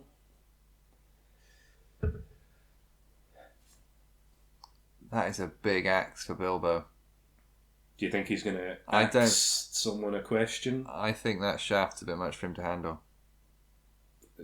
Phrasing. Let alone the head. That's filthy. That's filthy, that is. It dropped all the stuff, you fucking goons. Stealthy. God, you clumsy fucks. But was like, I put it back, I didn't drop it. You absolute chuckling clowns. Yeah, chop all their heads off. Get it over with.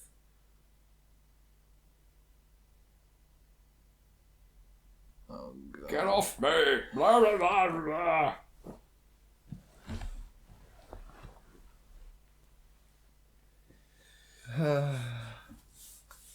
Can we stop this soon?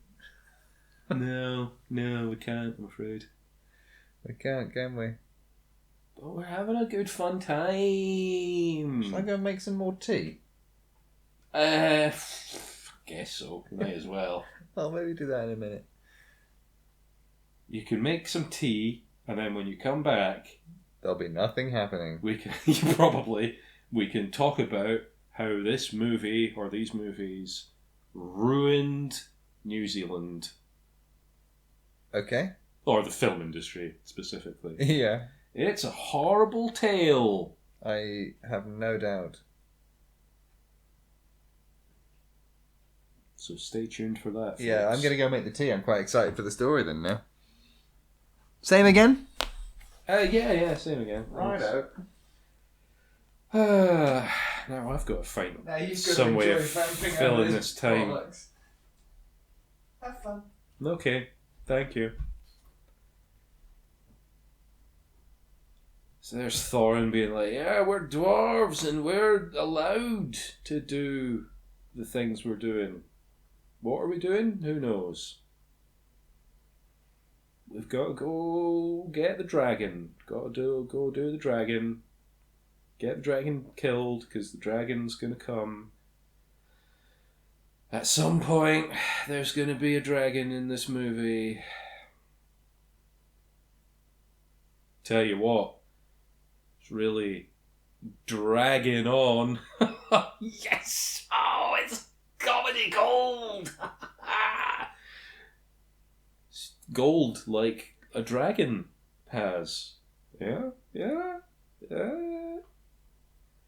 This is free. This is free. This is nobody has to pay for this or anything. It's great.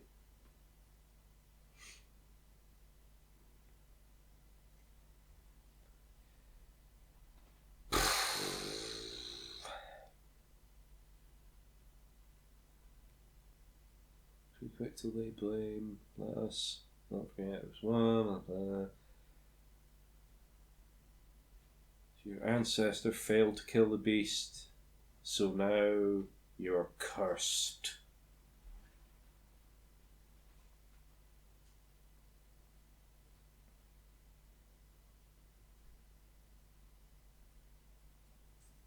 Yeah, well, I'd like to see old Lickspittle do better, frankly. At anything.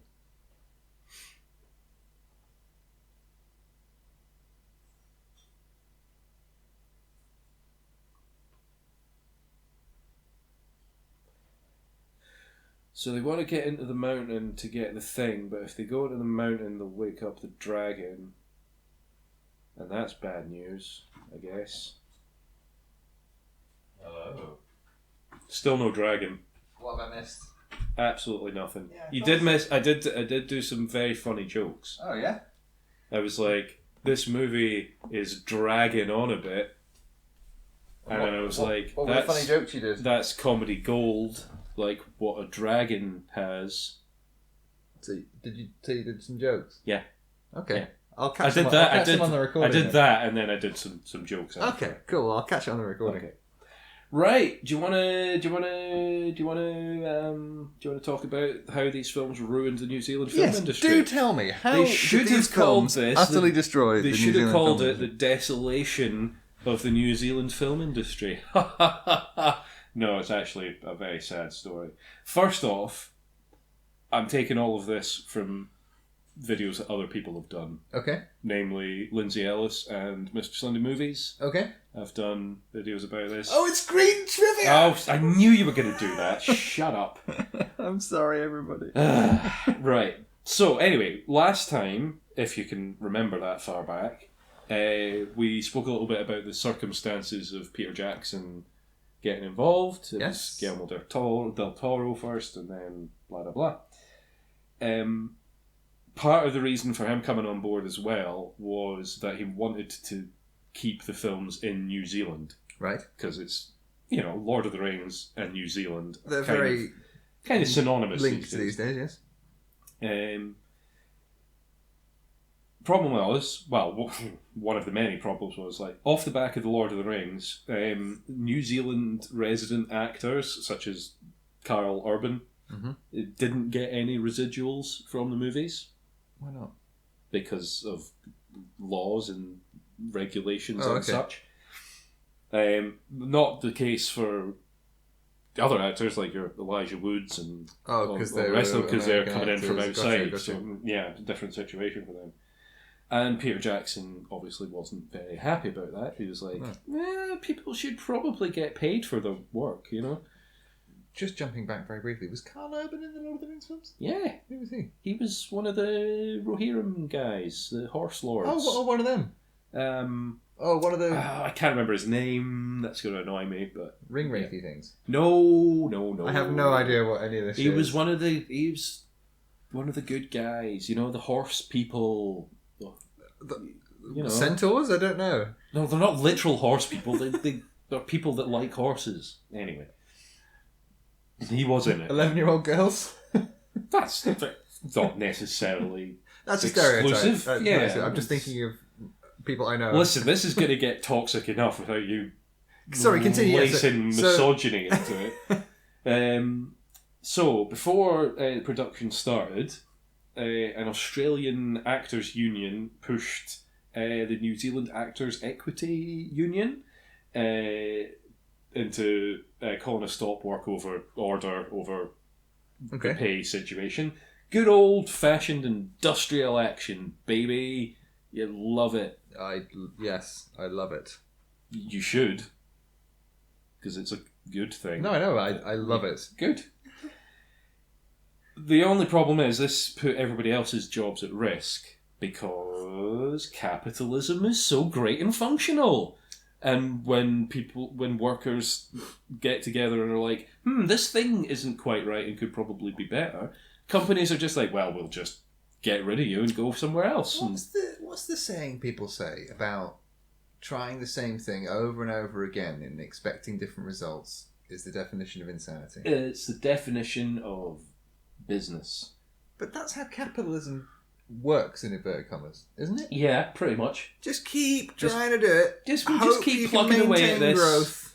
Just keep plugging away at this. It'll be fine, and we'll get bailed out if we fuck it up too much. Well, so we'll come to that. Does the bailout fail to come? So the studios basically threatened to shift the production elsewhere. So we're like, well, if you're going to insist on us paying workers fairly, then we're just going to leave and we're not going to make these films in New Zealand, and that's really going to fuck up New Zealand. It's kind of funny how New Zealand looks more like sort of the Highlands of Scotland and England and stuff than the Highlands of Scotland and England. There is a lot of similarity there. Yeah, it's funny. Yeah. So the New Zealand Prime Minister at the time was a fellow named John Key, who's a complete scumbag.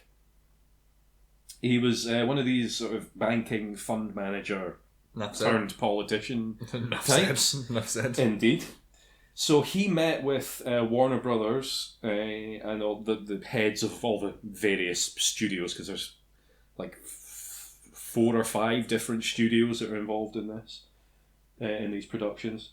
So he met with the studio heads and they hashed out some new legislation that ended up funneling millions of New Zealand dollars to Warner Brothers in the form of subsidies. Oh, great.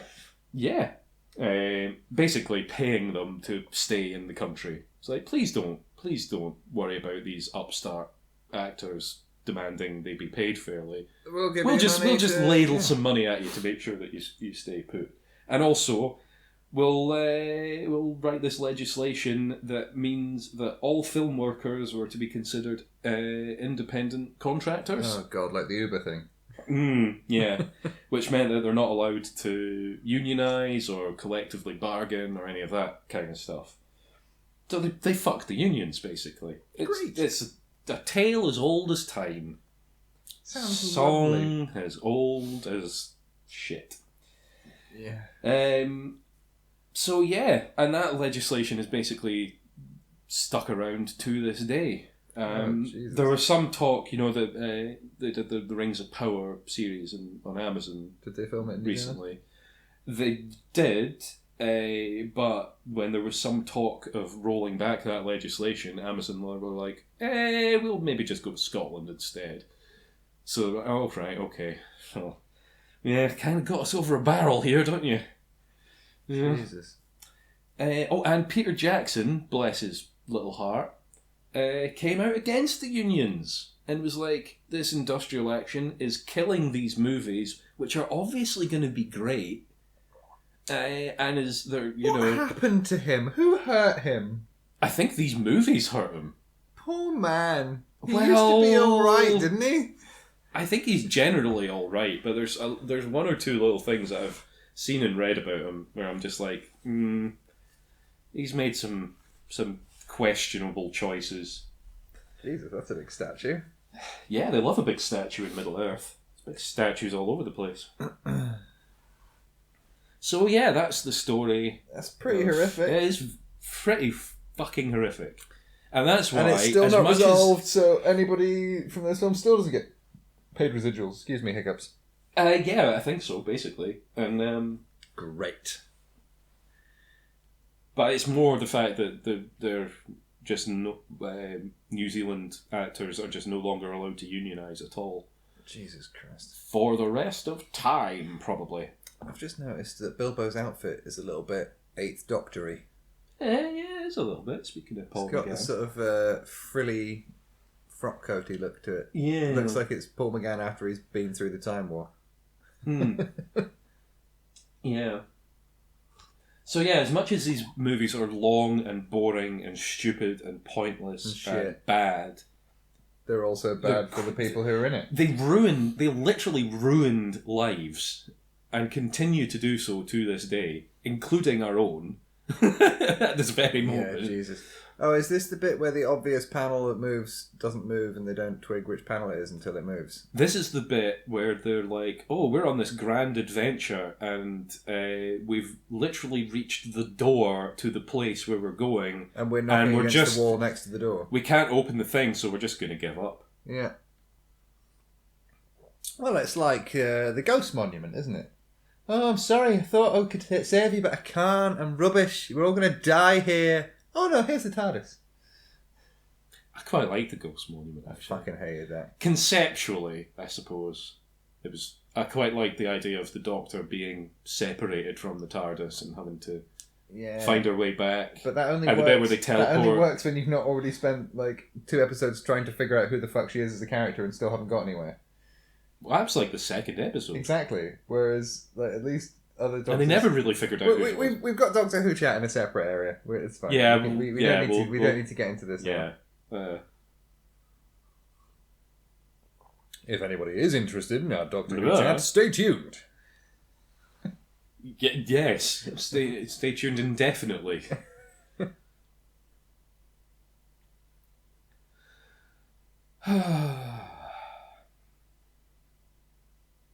We've lost the light, so we can't light a fire and stick around. We're done now. We only had 1 shot. Or was it magical light that they needed? Yeah, I think it's like moonlight does something.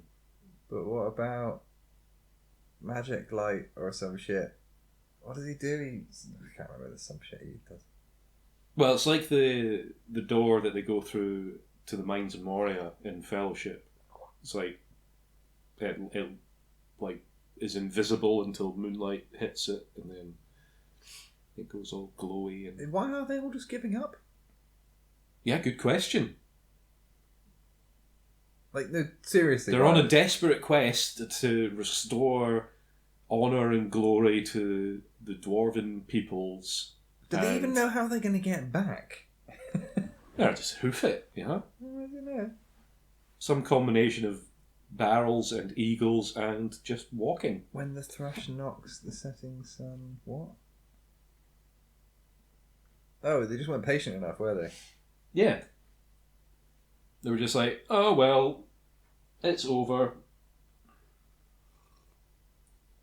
Wait, hang on. Does this door open once a day, every day, at the end of the day? Yeah, the shift change.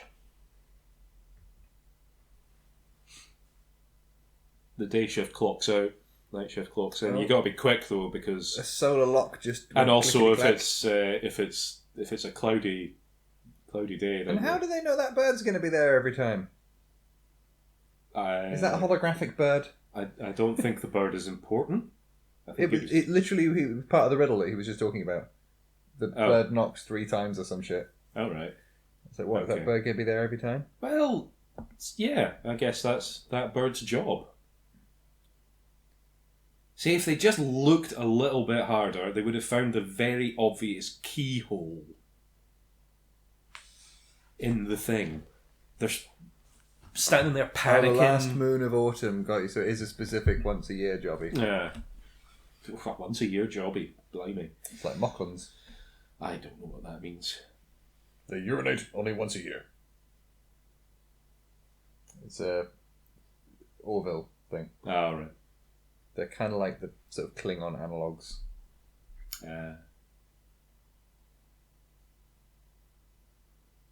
See, that was unnecessary. The whole almost dropping the key thing. It's another instance of a calamity happens and then somebody appears to do it, and then you get this and then they're all just needless happy. hero shot of them just... Suddenly they're all just happy now, just to, oh, good job, Bilbo, we were all sulking and going home. Thinking about how nice all the food was in your pantry. Oh, we're not replacing that for you, by the way. No. No. That wasn't in the contract. We've completely forgotten about that because we've had more important things to worry about other than destroying your entire home. Well, they kind of do. They're trying to restore a kingdom. Now, but once they've given up, that's them done. They don't care now. They gave up. Well, they've ungiven up. Well, yeah. They've given up on giving up. For that brief little moment there, they could have at least offered to replace his food. So, we give up. Sorry for all the trouble. I don't think they were really in the mood for being kind and generous at that point. Oh, that's because they're dicks, and we've established that. Are we about to see the dragon? It's coming soon. Zanglebert Bembledak's coming up. Bimblebonk. Cumblebum. Cribblebum.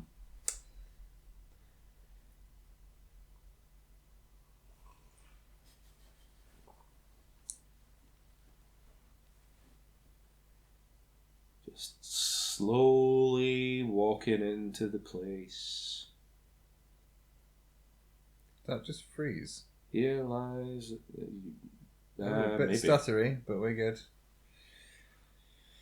May the heart of the mountain and the dwarves and the fucking homes, and we're in the place, and let's go do the thing. Let's stop fucking hanging around. And now we're in a mountain, we can not bother about lighting and just have everything all drab and miserable. Yeah, I mean, it's been fairly drab and miserable, this whole movie. Apart from that nice bit in the forest when Bilbo was looking out over the tops of the trees. That was quite nice. And they were outside for a bit earlier. Yep. And the sun just set, so there was sunshine. And the elf bit, like, whole house was quite nice, I suppose. Not really.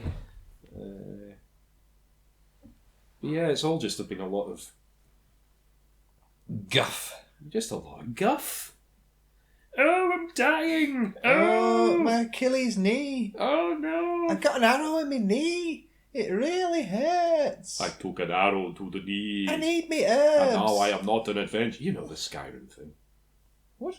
The Skyrim thing. I used to be an adventurer until I took an arrow to the knee. I don't remember that specific Skyrim. I mean, it's like the Skyrim meme. In my experience of Skyrim has been, I don't like fantasy. I won't play that. So I was like, no, I don't want to play that. Don't want to play that. Don't want to play that. Don't want to play that. Then I got a PSVR and they gave it away for free.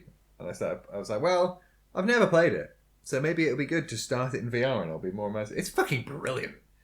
It's a great game, but at the same time, it's not like amazing. It's just fun, you know. Oh yeah. But I have sunk so many. In fact, I worked it out once that I must have spent about 8,000 to 10,000 hours playing Skyrim. Really? Over the last decade. Definitely not played that much. I first played it about 2 years ago.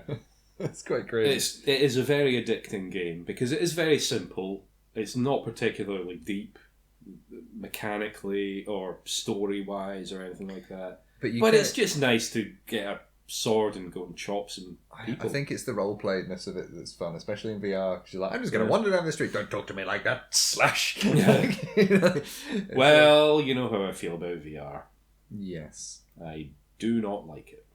Yeah, it has its place. Well, I mean, I like it conceptually.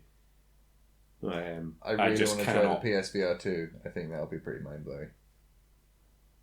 Yeah, That's really good. I don't think it's I don't think there's any improvement in the technology that can be made that's going to make it work for me.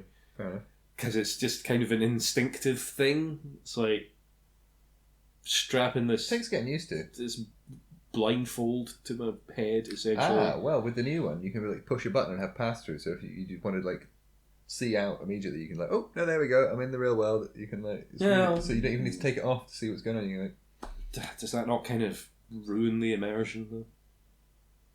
This is the whole point of VR, not to be completely immersed in the thing and isolated from the outside world. Yes, but also the ability to immediately cease that immersion so that you can be in the real world. The difficulty is the gap between the real world and the artificial world. But if you can like turn it on and off with the flick of a switch when you're mid-game, that's ideal. So somebody can like ring the doorbell and you can literally go to the door wearing the fucking headset. You know what I mean? Like, oh god. Oh, here we go. Here's some action.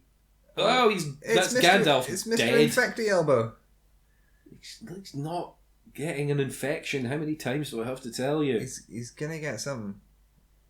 Good lord. He's gonna get blood poisoning. You can't just stab a metal through your elbow like that and expect it to be fine. You can, but you're an orc and you're immune to disease and infection. But how's it not moving as well? Because it's, I don't know, just it's stuck in there real good.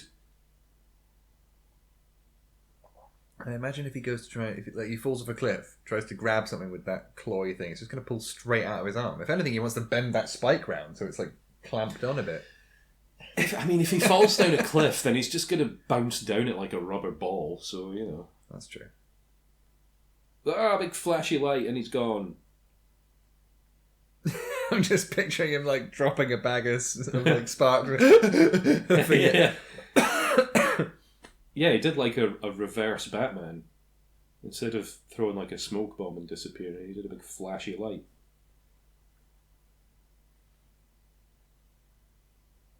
Run away, Gandalf!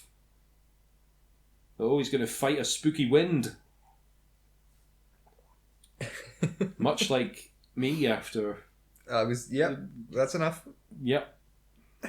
I was going to make some reference to like farting, constipation or something like that, yeah. Need some Imodium.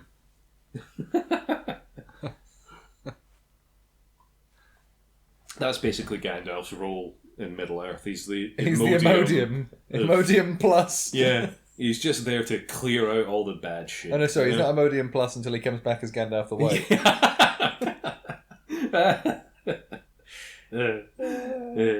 And Radagast is... Tums, yeah.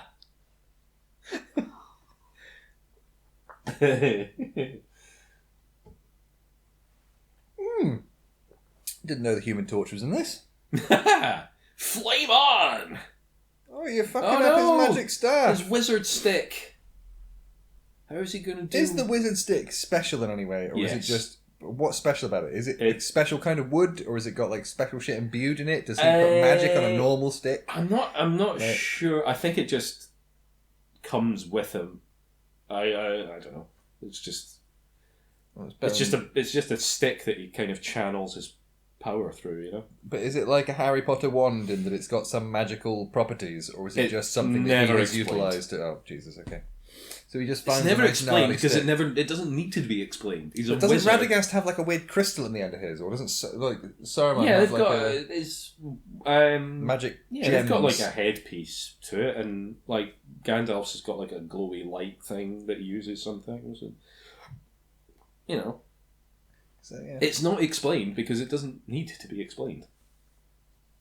Agree to disagree? Knowing how is the story going to be improved by you knowing how Gandalf's staff works? What does that add to anything? Are you criticising the concept of lore? Well, it's not really.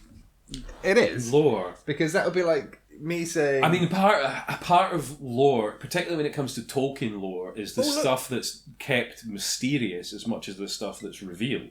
Fair play. You know. So you're saying you wouldn't do the Timeless Child? Well, that goes without saying. Anyway, here we go. It's nearly dragon time, I think. I feel like the screen just froze again. I think so. Oh dear. Oh, no. What's happening? Oh no, you're sitting on the buttons. Have you paused it? Oh, maybe. Yeah. Oh dear. No, I don't know what's happening. It's frozen. Is it crashed? Is the whole thing... There we go. Oh, it's catching up with itself, I think. Oh god, yeah, what happened there? Jesus. Oh no, it stopped. It fucking crashed. Okay. Hang on, pause. And we're back. And hopefully, back in that's fine. Keep going. Go. Yeah. We've managed to sort of fix the timing-ish. Yeah, so Bilbo's just walking away from Balin. There is, in fact, ... live dragon down there. Okay, he's going to cack his pants now. There's Balin. Yeah. There's Bilbo. But we have managed to get Amazon subtitles working properly, so that's good. Yes. Good old Amazon. Bilbo, do you want to get on with it, mate? Come on.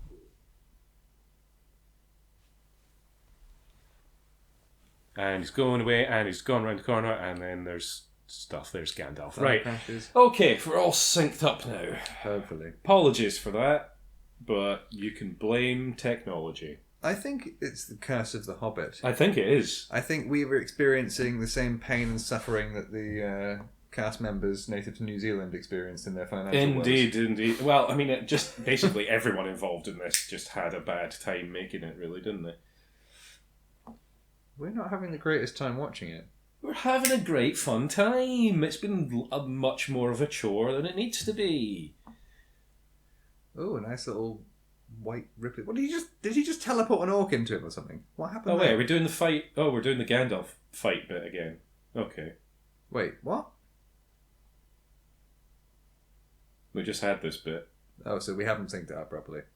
No, we have. Well, it's good enough. Basically, the big white orc fighting Gandalf. If you need to skip back a bit, honestly, if you've gotten this far into the thing, what the fuck is wrong with you? Yeah.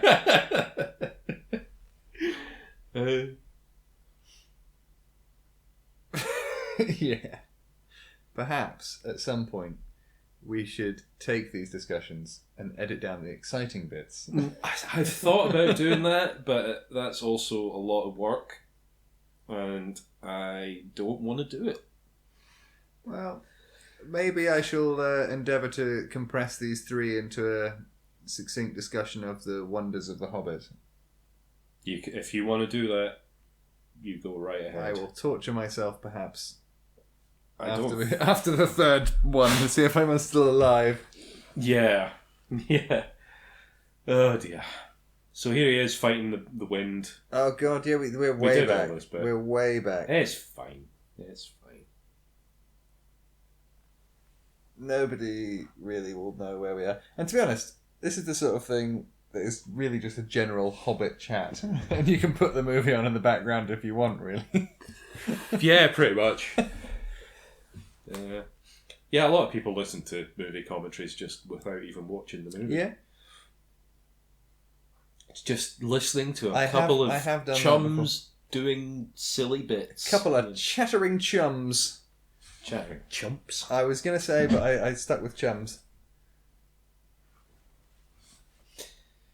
It goes to show how little attention I was paying the first time this was on telly. Oh no, this is Remember we did the whole Imodium thing? Oh yeah, that was a good bit. Remember that? That was good. Good times, eh? Imodium Plus. Yeah, he definitely gives my shaft. He definitely gives a whole new meaning to the phrase "you shall not pass." That'd be like anti-Imodium. Yeah, it would, wouldn't it? That should have been Sauron's line. Yeah.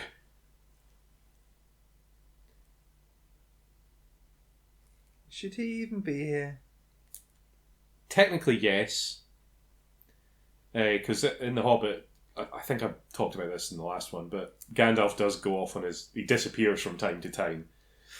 And it's only at the end that he kind of reveals that, he was off investigating dark magic stuff. Oh, and then in The Lord of the Rings and in other writings, it's revealed that he was off doing all this stuff, investigating Sauron and so forth. Oh, lore! This is where we were at. This is where it cut off before. Okay, this so skip back 4 minutes, perhaps, if you want to get the movie in sync with where we thought we were. What a fucking debacle. And I'm choking to death. I'm choking to death on my own hubris. You're just... something. Well, Bilbo cleared his throat too. It's fine, you're just doing the same thing. You're saying I should emulate Bilbo. We're about to see Zemblebet Bengeldak. Bunch of gold. I love gold. That's what the dragon says. He does. He goes, I love gold. I love gold. I lost my yoo-hoo in an unfortunate smelting accident. It's no wonder he's so insular and... I was in my cave and I sneezed and burned off my yoo-hoo with my own breath. Ooh, jings. Jings and crikey. You never think about that. Do dragons, are they at all vulnerable to fire? In which case... Well, that's an interesting question. It's probably not because there's a bit coming up towards the end of this movie. Does he burn his own tail? Where the dwarves have come up with a plan to defeat the dragon that doesn't make a lot of sense. Are they going to try and burn it? Sort of. What is he looking for? Is he just he's looking for the Arkenstone, the MacGuffin of the tail. Christ. Good luck. Apparently, he'll know it when he sees it. It's a big glowy rock. It's kind of difficult. When he sees it, let's hope it's not buried under these fucking tons and tons and tons and tons of gold. Yeah, he could go swimming through it like Scrooge McDuck. It's not a liquid! 18 million coins were rendered. 18 million of them. It's a shame they all look so drab and poorly lit. Yeah, kind of. Is Engelbert? There it is. Here's a question for you. How much do you reckon Smaug is worth with all that treasure? Well, are we talking real world money? Yeah, in USD. Oh, in USD, we're talking trillions. Ooh, not quite that much. Oh, I mean, easily. According to Forbes... Hang on, well, I mean, let's just imagine for a second it's as deep as the dragon is tall everywhere. Just let's pretend it's not a mountain. Right? Yeah. This is like 10 Olympic-sized pool area.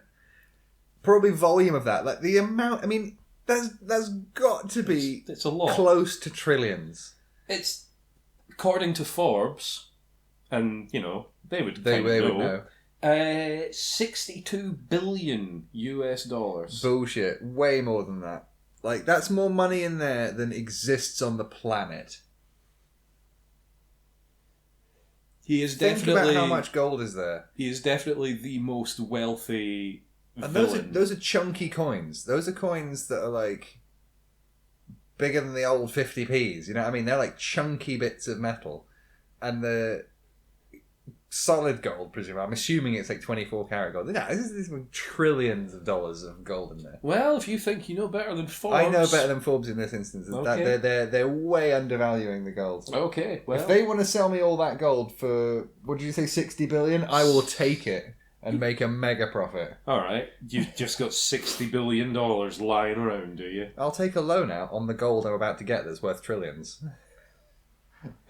I'll pay you back tomorrow when I get trillions of dollars of gold. I'm starting to think you're a dragon. Thank you. I mean... don't know if that was a compliment. I don't know if that was a compliment either. Is my breath that bad? Ooh, I'm a dragon, and thief. I can smell you, little hobbity hobbit. I can smell the little teeny piece of gold on your finger. I can smell your ring, Bilbo. Oh, come on. I can smell the hobbit's ring. I know we're desperate to try and coax any kind of enjoyment we can out of this, but That was a bit much, maybe. that was a bit heavy. I do wonder as well, like, him running through this would be like running through the densest snow imaginable. Like, there's no way he'd be kicking coins quite so freely. He'd be, like, snubbing his toe on every step. Yeah. It's not And it's a not liquid. it's not all gold as well. There's like swords and all kinds of things. Goblets and shields and shit. Yeah. But then he has got hobbit feet that are sort of built for Kicking lumps of things Yeah, that are well, denser than lead. he's climbing It's over- denser than lead. Yeah, he's climbing over mountains and stuff barefoot, and he's fine. He's fine. Hobbits are all right with. I refuse to believe that he hasn't fucked up a couple of toenails in this mission. Have you seen a hobbit's toenails? They're like oak. Like oak. He's got bark on his feet, has he? Yeah, well, probably. And are you telling me that if you... He goes through his entire life wearing no footwear whatsoever. I think he's worked up a few calluses. Which do you think is more dense? Gold or an organism? In any situation, which is going to have the higher density? Probably the gold, I would say. Yeah, and I reckon for that reason alone, he should have stubbed a toe or ripped a fucking toenail But off. anyway, he tried to run away, and it didn't work for pretty much the reason that you said it doesn't work. Because he could sniff his ring. Oh, Jesus. Is that the reason? That No! Because he was stumbling over the gold, and Smaug could just swim through it, Yeah. Did you say smug? I said Smaug.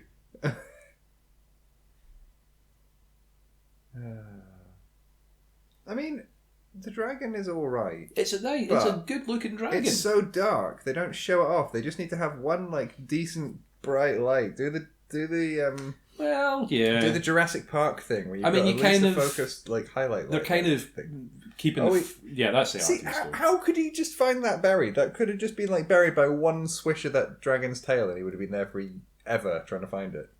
It's destiny or something. Oh, silly me.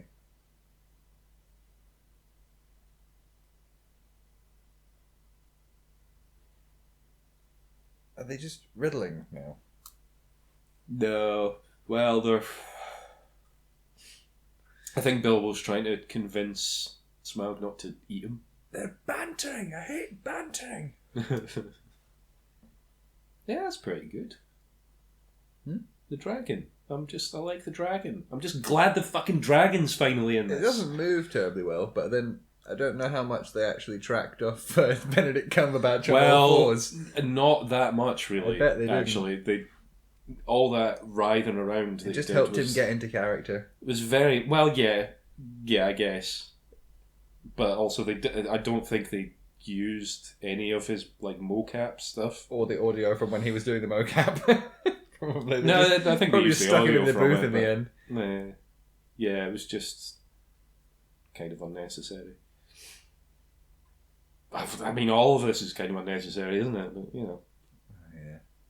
I suppose it does have yet another kind of episode 1 or prequel trilogy feel to it, in that it's like, we've got all this technology to do this now, let's do this way because it's easier, or this way because it's this, and it's actually it just makes everything worse.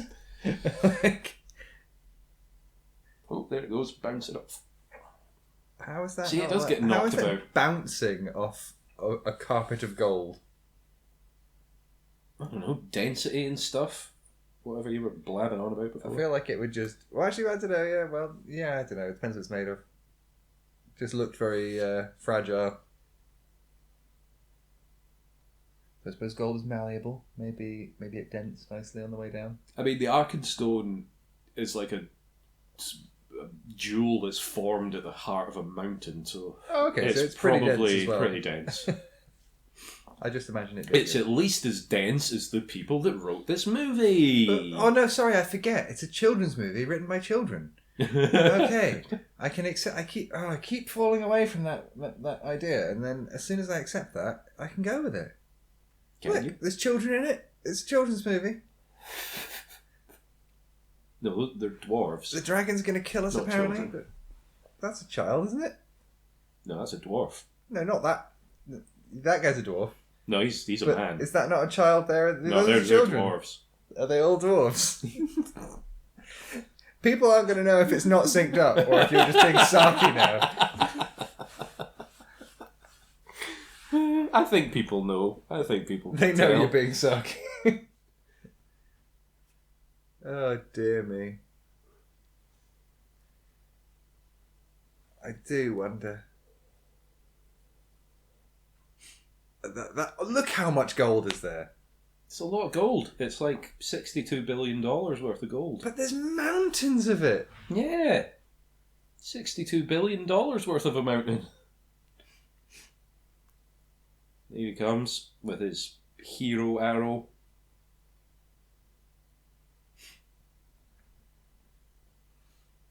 I just feel, I don't know. I think my whole sense of scale has been lost. Maybe, what if we saw it in IMAX? Would you agree with me then? Look at the size of all the gold!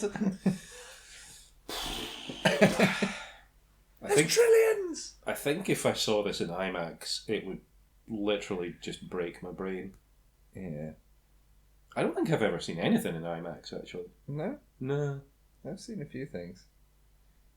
But IMAX, the best thing IMAX is for is going into places like Universal Studios and you go into a room and have like a standing overhead IMAX of like a flight sequence or something like that. And like, it's good for kind of like 2D virtual reality. That's the best way I can describe it, where you're immersed in a space and it's great. Yeah. Watching a film on IMAX is just all about craning your neck. It's like, I just want to watch a movie, and you don't need it that big for a movie.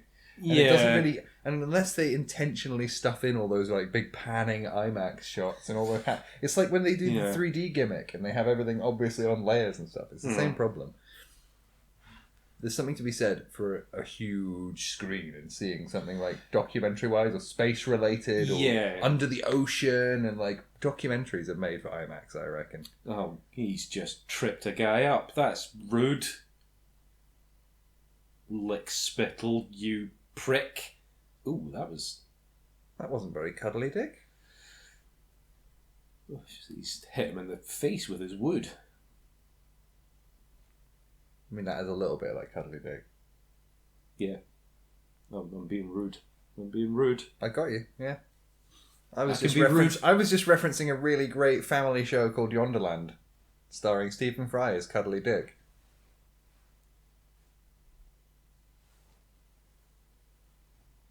Anyway. Yeah. We've now got some chatty exposition. He will not rest. He will do his business. You're the king. Don't forget that you're the king, Thorin.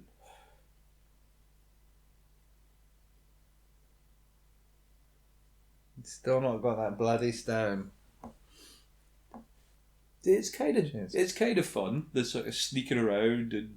The thing is, even though it's on a lot of gold, right? Yep. And 62 billion. obviously he's going to kick over some coins and make some noise. Yep. But he could put on the ring and just actually be super stealthy. Do like a Drax and just move so imperceptibly slowly. You know what I mean? Like, literally he could move that slowly and he probably wouldn't hear him. Yeah. Oh, we're back with Gandalf now. Although I don't know, maybe Smaug's got crazy sensitive feet like a spider. I And he can't can remember sense if the vibrations I can't of the remember gold. if he can see him when he's got the ring on. No, he couldn't. He was wearing it a minute ago. Oh, He right, was saying he could smell him, and that's why I was saying he could smell his ring. Yeah, okay. Yeah. Come on, Deleted that from my Get with memory. the bullshit.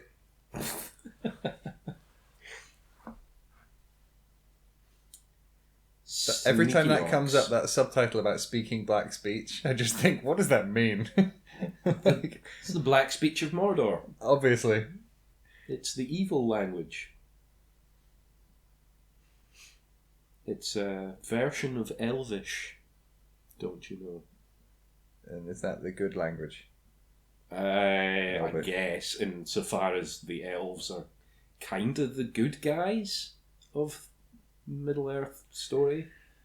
Sort of. I don't like them. I don't like them in this, really. Because they're a bit hoity-toity and posh and... Hoity-toity, mamby-pamby. Wow, it was a Thin Blue Line, wasn't it? Yeah. You just gave me a Yeah. little quote memory. Yeah. I get you. Ooh. A weakness. He's got a big hole in him. So it is true. I said, the something about not a black arrow. I said the cack barrow found a shark. No, I don't. I just need to run. I just need to get this done and run. I won't mention anyone. There's a massive hole in your side. I don't want to steal the thing. I just want to borrow it. I'll bring it back. I promise. We'll drive him mad.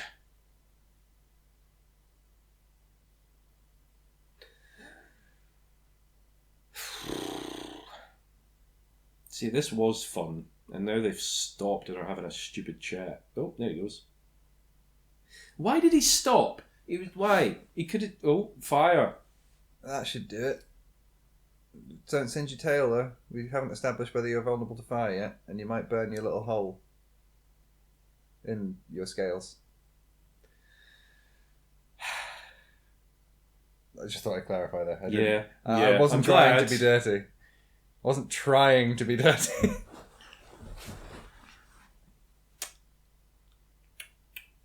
Tut, tut, tut. I will blame that purely on your interpretation. Yeah, fair enough.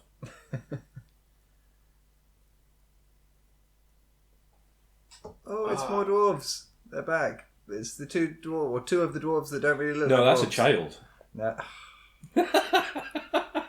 Oh my god! Oh, he's found his It's wheat.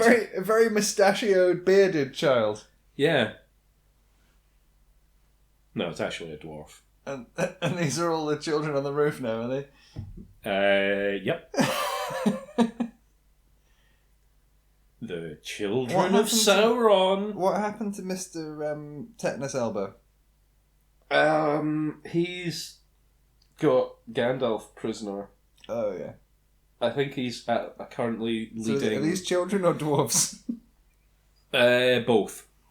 Oh, Jesus Christ. Oh. Little of them column A, little of them column B. Oh dear me. Action. Things are happening. Yeah, are they singing? I can't tell the lyrics. Yeah. Stay down. Knock you on the floor. They're It's so stupid. they're singing "Gotta Have Faith," you know. What, the George Michael song? Yeah. Gotta have faith, faith, faith. Well, I guess it would be nice if I could be Oh, good point with Evangeline Lilly coming in. Oh, come on now. It's the random person coming in to save the day. Oh, yeah, it's that Like- whole thing. And I mean, to be fair, she is really only in this movie to be the love interest, you know? Which is disappointing. She's got to make Because I don't object to them... Because obviously she's a purely invented character for the film. She's not anything to do with the book at all. Really? Yeah. And I don't mind them putting a female character in it because there is none in the actual story. Yeah. But it's just, they could have done something a bit more interesting. Like, she could have just been doing all the stuff that Orlando Bloom is doing and all of that, Just don't have Orlando Bloom in it and just have her instead. Yeah, he shouldn't have been in it at all, really, should he? No. In terms of the story. Yeah, he's just... I remember hearing about that years ago, that it was a bit weird that he was in it. Jesus Christ, dude. Yeah, he's quite a murderer. He's doing the whole serious face, but he looks like a child thing. Looks like a child in cosplay trying to do a serious face. Yeah. Let's go. It's see, it works. It works because he's like that in Lord of the Rings as well, in the Lord of the Rings films. But it kind of works in that because he doesn't really have that major a role in the thing. He's only there just to kind of have his little subplot with Gimli, and that's it. But in this, he's like a main feature, and it's just the magic kind of wears off after a while. Yep. You're just like, this guy is taking himself way too seriously. But then that's everyone in these movies, isn't it? Nobody seems like they're having fun doing this. I guess Sylvester McCoy kind of seems like he's having fun because he's just covered in bird shit. It has to be said, the only time he's on screen is when I've had fun watching these films. Yeah. It is fun with his little... With his like, bird nest. The birds shitting on his face all the time. And all that. Yeah, I like him. But that's Sylvester McCoy. He's just good for this sort of role. Yeah.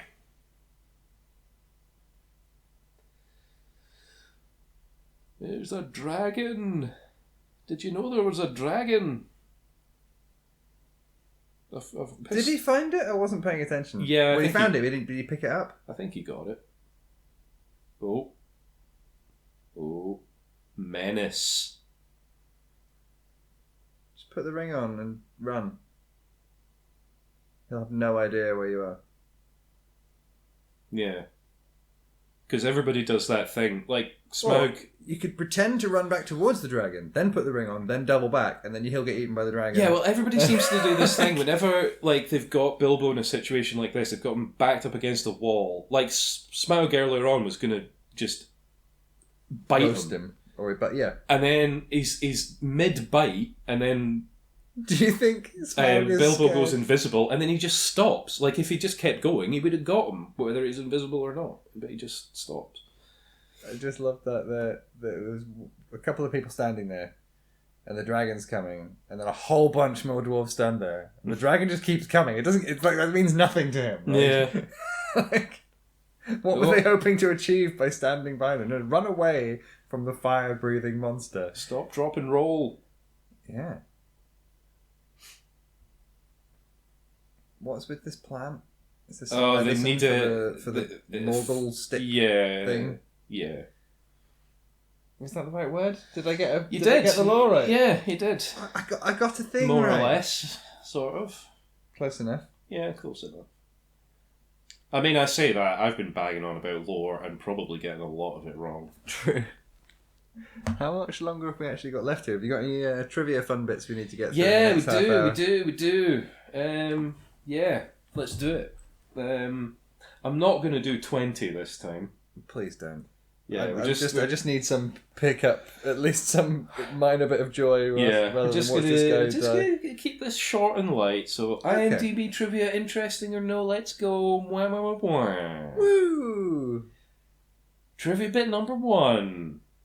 Benedict Cumberbatch suggested writing and reading the Necromancer's black speech backwards, and then having the editors reverse the recording to make it sound demonic and unholy.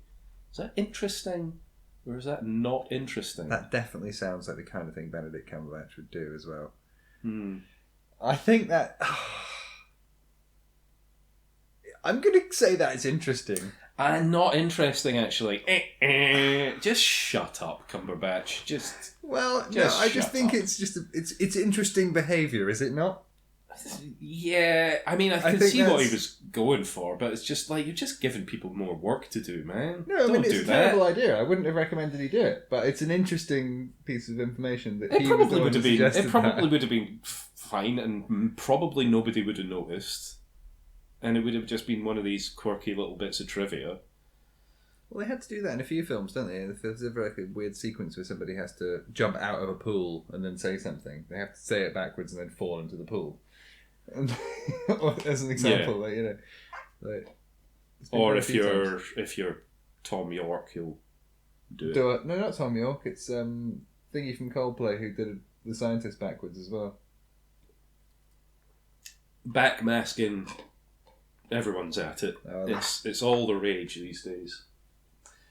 These newfangled technologies and those kids. So Yeah. So trivia bit number 2. down one at the moment. Carry on. This, I think we talked about this a little bit earlier, actually. The sudden scars on Thranduil's face are a creation Not of the interesting. movie adaptation. Definitely. However, his scars may reflect a little emphasised facet of Tolkien's lore. Elves, fae, a metaphysical concept analogous to a soul, Okay. occasionally influences the Hroa, the fleshy physical body, Right. particularly under moments of extreme stress. Okay. This can manifest as extreme physical changes that reflect the mind's state. So remember earlier. In this case, deep war scars. This is in accordance with Tolkien's texts and books. The last battle where Thranduil fought was the last alliance at the end of the Second Age, about 3,000 years earlier, where Sauron was defeated. Now, was that interesting or was that not interesting? Right. Because I really enjoyed that. I enjoyed that, but for two reasons. One, the word law means that for you that's interesting, so it's interesting.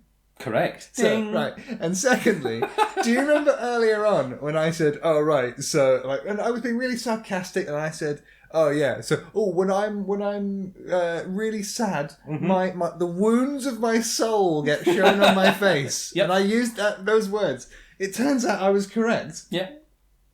And Good for you. Well done. so, that's interesting. That is interesting, and it's lore, and you're quite right. And I'm that- pleased to get a ding for that. yeah, a big old ding. Oh, dear me. Right, trivia bit number 3. I'm ready. We're having fun, aren't we? We are now. I'm ignoring the movie now. There's some mummified corpse on the screen. Jesus Christ. We've had the fun dragon bit, I think. Actually, there's a little bit more fun dragon bit coming up. Well, okay. And then there's the thing with the gold statue. Hurry up with this over the Anyway. boring bit then. While the cast was shooting the barrel escape scenes in the specially constructed God. indoor rapids tank, Bullshit. several of them stated that they had to relieve themselves in the water since they had to stay in the tank for so long without so much as a lunch break. That's not interesting. We already know the terrible production quality and the problems with that.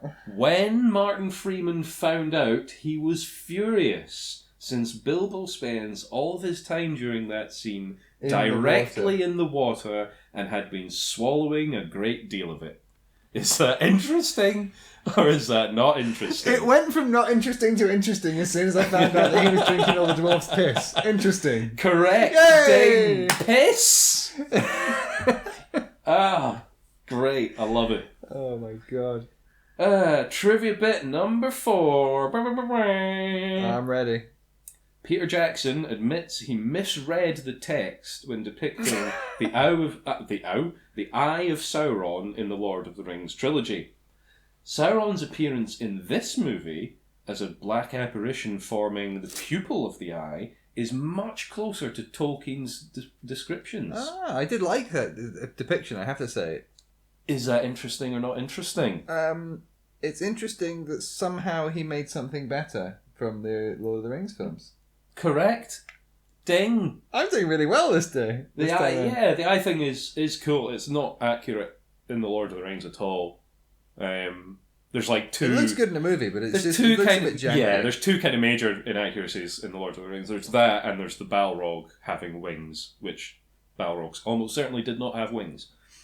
And the Eye of Sauron was more of a sigil. I've seen a kind of video thing. about whether the Balrog had wings. I watched it out of blind curiosity of like, what's the Balrog? Oh, it's that. Well, it had wings in the film. Oh, should it? Okay, and I was like, Yeah.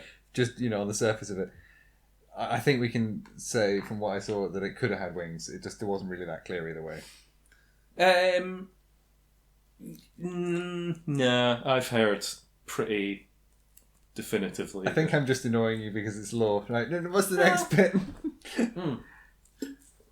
Oh, it's a bit of metal face. Has he got metal in his face? That's a different orc. Yeah, has he got a bit of metal in his face? Is what I'm Yeah, saying? he does. Yeah. And it's a boss fight for. Is it like cyborg Legolas. elf? I guess. Cyborg orc. Sorry, he's not an elf. Elf, orc, whatever. Where are we up to? Trivia looks bit number 5. Woohoo! The fish that were dumped into the barrels Oh, to hide God. Bilbo and the dwarves were real fish. And covered in the dwarf's piss. With a few rubber props mixed in. At one point, Adam Brown, who plays Ori, one of the dwarfs, or Okay. children, has as much as 400 pounds of fish dumped directly on him. Jesus Christ! Brown hates fish and had to fight his own phobia while buried in them in the barrel and while he waited for crew members to pull them off him. Since the fish were slippery, they had to be taken out by hand, one at a time. Is that interesting, or is that not interesting? I'm going to insist that there is a third category, and the answer is horrifying. Yep, fair. I don't think I could, in all good conscience, call that interesting because of Same. how horrifying Yeah, it is. So, not interesting. Yeah, just another fine example of these movies ruining people's lives. You know? Jesus Christ. Yeah, pretty grim. Pretty grim. And they did totally unnecessary as well. They could have just used like fish-shaped bits of green cardboard and then just CG'd fish on over the top, you know? Or whatever. Or just fake rubber fish. Bloody hell. I mean, there's so many things they could have done that wouldn't have involved a human being covered in fish. Oh, having dragon a stuff's phobia of happening. fish. Dragon stuff, way. Oh, fire. What the fuck is he hanging on to right now? I don't know, a rope Is or he attached to the chain. dragon? It's his web swinging abilities, I don't know. Oh, is it Batman? Has he got the grappling gun thing? Grappling hook, Batman. Something thing. like that. Batarang. What's it called? The grapple hook. grappling hook? It's just the bat grapple hook, isn't it? Because everything's got bat at the beginning, like the bat credit card. The big floaty, rubbery fighting the dragon thing happening. That's fun. The dragon isn't it? looks shit now. Oh, Jesus. Yeah, kind of does. Anyway, trivia bit number 6.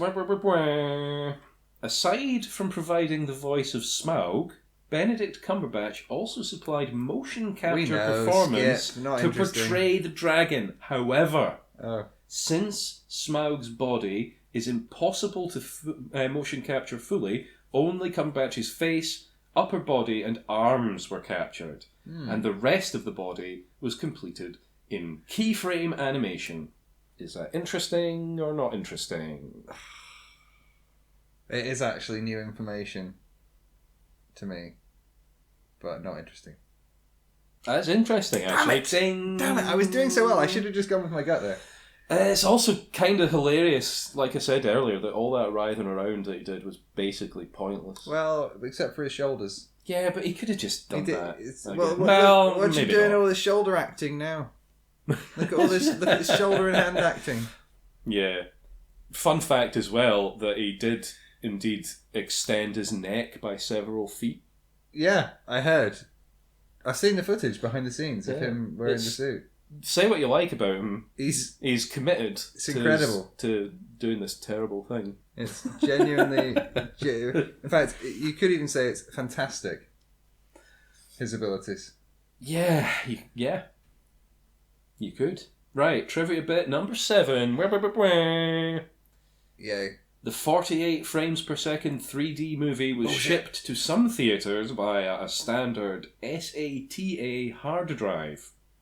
It was shipped with a security code that prevented the content from being viewed or copied until the code was released by the distributor, about 24 hours in advance of the initial release time of the movie. The 48 frames per second 3D version of the movie occupied 639 gigabytes of data on the hard drive. The theatre in question... What theatre in question? The theatre in question could have downloaded the entire movie via a secured satellite link, but the download would have taken more than 24 hours. Given the 96 frames per second are required for the 3D picture, 48 frames for each eye. Yep. The data size for each frame for each eye is about 0.66 megabytes. Is that interesting or not interesting? The last fact was irrelevant. It was just a very large data file. It comes with the territory of making a 96 frames per second piece of video, so not interesting. No, that's quite interesting. Well, Ding. Oh, Jesus. Yeah. It does sound like a lot of fucking about for... It's a this fucking boring, nearly pointless 3-hour movie. Of course it's going to be fucking huge. You're gonna 8K per eye. I love this next bit of trivia. Trivia bit number 8. Wah, wah, wah, wah. Wah, wah. We're missing all the cool fighty bit. Yeah, it's dragoning about. It's a big dragony action CGI scene. fest. Oh, they're going to do the bit with the gold statue shortly. What's that bit with the gold statue? You'll not miss it. It's very difficult to miss. I shall keep my eyes glued to the screen whilst you tell me the next bit of trivia. Trivia bit number 8. Sir Peter Jackson, who hates fish, got a perverse pleasure from burying his actors under real dead fish. Again, horrifying.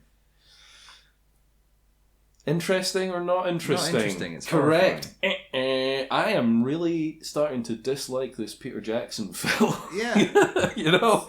Not my favourite. Yeah. Yeah, especially given our previous fish related trivia. Look at the state of him. Yeah, he's got a bit of fire in the belly. He's got a proper Well, spicy belly thing going on. Funnily enough that you mentioned that, trivia bit number 9. Smaug's kryptonite is Carolina Reapers. According to Weta designers, Yeah. Smaug's fire is not magical, but fuel-based. Is that interesting or not interesting? I wouldn't have thought it was magical. Whenever I think of dragons, I always think of the idea of them ejecting some sort of chemical and it reacting and burning as they spit it out like a flamethrower. Yeah, like in Rain of Fire, you actually see inside the mouth and the sprays chemicals and they react. I just imagine it like animals that would spray poison and shit out their glands. They've obviously evolved a mechanism to create a volatile chemical. But is it interesting or not interesting? It's not interesting. It is interesting, actually. Dang. Oh. I mean, I knew you would like that, Mr. Where's the fucking energy? Well, it's not magical though. The dragons. That's why I think they're just beings in magical worlds. Do you know what I mean? Yeah. He's an animal. Yeah. I mean, he's a bit of an animal. Look at him go. He's causing a bit of carnage here. What's the? See, this is all his gold melting. Is he? Yeah. So what they've done here is the dwarves are actually this first part of their plan is kind of clever because they've tricked Smaug into lighting the furnaces. Okay. And he's sailing on a shield on a river of molten gold because that makes sense. Well, actually, the density means that if you actually, landed in you it, probably could, but I mean, the heat coming off of that would be enough to fucking boil you alive. But floating wise, you would just sit completely on the surface. Yeah, you're that's true. like a steel thing. You'd just be like, wee. So all this gold, like sitting on Mercury or something. Yeah. Which you would sink a bit in, actually. Yeah, in fact, you would sink a little bit, probably. You'd be fucked. You'd be burnt. You would. It's like in movies But when he's got his super tough Hobbit feet. I'm sorry, it's a children's film and he's got tough Hobbit feet. I forget. Yeah. Oh Jesus, that would have been bad. Even that fabric on him would have fucking knocked his head on the ground. Yeah. Jesus. Put the ring on, you prink. Prink? It's in the dubbed version that they re-recorded their own voices for Shaun of the Dead. When they're like shouting up and calling him prick and stuff like that, they dub it with prink for like airplanes and stuff. Right, but I watched the clip of it and it's so funny. It stuck me. You fucking, you funking prink. Yeah, and all that sort of thing. Yeah. Right, quickly now. Trivia bit number 10. Yep. Smaug's lower eyelid has rheum on it from his sleeping. Is that interesting or not interesting? What did you call it? Rheum. Is that what we call? Is that what you call the gunk in your eyes? Sleep. Yeah. I've learned a new word. Yeah. So that's interesting. But the trivia itself. The trivia itself strikes me as just a pointless Easter egg that nobody would actually notice or think it was just a bit of sand rather than actually what. So interesting because they put the effort in. No, it's not interesting. Oh, fuck off.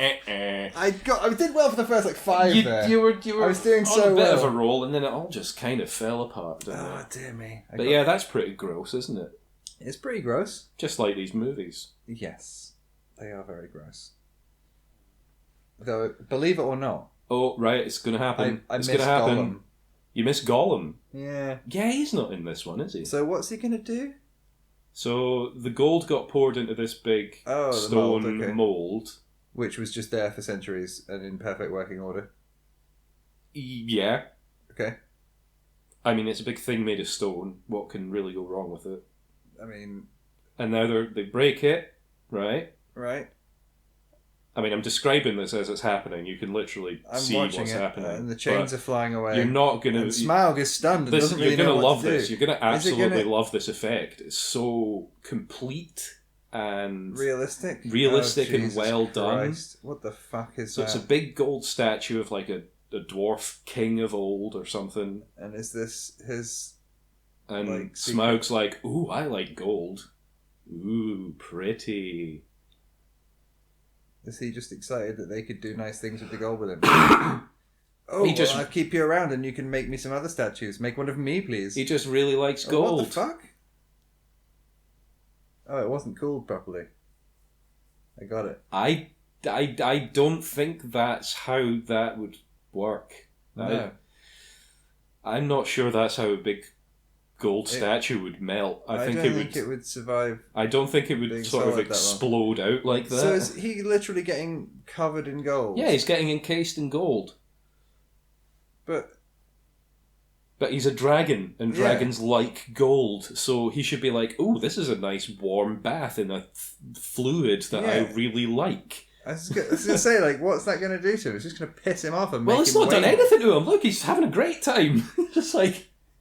all the little bits of gold running off. I hope somebody's going to come back in a couple of days and scrape some of that shit up. Yeah, probably. God, I bet it's just like that did Is nothing. he just going to be gold forever now, or is he just shaking it all No, off? it's done. Like, that just did absolutely nothing. All that did was chase him out of his cave, and now he's off. And now it's raining gold in the forest. That's probably really hot and is going to cause serious problems for a lot of people. I think most of it probably just landed in the water. Maybe. But yeah, it's a bit of an environmental catastrophe. But now they get out the big thingy arrow that he used in his flashback. Oh, you think that's going to happen in this movie? No, it'll be like it'll be in the next movie some sort of cliffhanger, but that's what's coming up. I am fire. I am. These films seem to do the post-credit... Well, not like post-credits, but the thing that they do in like CW TV shows where they're like... They have the little coda at the end and they round off the episode and they tease what's happening next and then you got to wait for the next week and shit. It's the same bullshit. They're literally that, yeah. They just like, now a good bit coming up. Oh, and I mean, great. And now there's fucking singing. Yeah, because it's the credits now. They do a little sing-song over the credits. Because that's directed by Peter Jackson. Yeah, fuck you, Peter Jackson. I think we've learned quite a lot about him today. Yeah. And we've things I don't really like. And I mean, overall, I guess he was in a really shitty situation with these films because he kind of just got forced into He probably doing meant it. well. And he did. He had good He meant intentions. well. Like I said, the reason he came on board was to keep the films in New Zealand and all that. But like the whole situation just got away from him. Yeah. And I do kind of feel sorry for him. But at the same time, make better decisions. And Peter don't Jackson. torture and torment your actors. Yes. That's the takeaway. Don't torture and torment He people. did a bunch of Just that. don't torture and torment people. Yeah. That's a good He one. did a bunch of that on Lord of the Rings as well. They were always injuring themselves and he would just be cackling away. Did you know, in Lord of the Rings, there's a scene where an actor kicks a helmet and screams Yeah. out really loudly? Oh, yeah. I can't remember the actor's name. Basically, in real life, he actually broke his toe doing that. Did you Oh, know that? right. Yeah? And did they use that take? They Because used it that was the take best because one? it was the best one. He Right. screamed out really realistically So because it's he like- actually broke his toe when he kicked it. So. Yeah, that's fascinating. Do you know what that actor's name is? Viggo Mortensen. That's the one. Viggo Mortensen. Of course I know that actor's name. Are you suggesting that there is something about Lord of the Rings that I don't know? Who directed the animated version of The Hobbit from back in the day? Oh, I can't remember. Oh, well, there we go. I Um, knew you wouldn't know that because I don't know that, but I know that it exists. I know it's in my brain somewhere. It's. I can see. If I said it- I can see the shapes of the words. Shall I search it? No, because I No. don't care. No, we don't care. Right, we're done. We're done. Sorry, That was everyone, all about the debacle disaster. that is this, but hey, you get what you pay for, which is fuck all. Again, if anybody actually gets this far and leaves a comment, I'll send you a $5 or something to prove. Don't Like, say no, that. don't do No, that. nobody's. No. People send us the fivers. Oh, no, yeah, Come let's on. do that. Do you need to do your call to action? Like, comment, subscribe. Not for these. Nobody No? cares. I mean, this is a fucking But this is what 3-hour YouTube I'm saying. video. But this is what I'm saying. Though. This point now, even right at the end, unless somebody skips to the end to listen to it, unless they're actually dedicated, they're not going to listen to it. Mm-hmm. So this is your point to get really dedicated personal messages to your dedicated fans. I'm sorry for this, and it'll be over soon. We've only got one more of these to do, and then we're going to move on to some actual fun movies. I think that was very well said. Yeah. Right, we're done. Goodbye.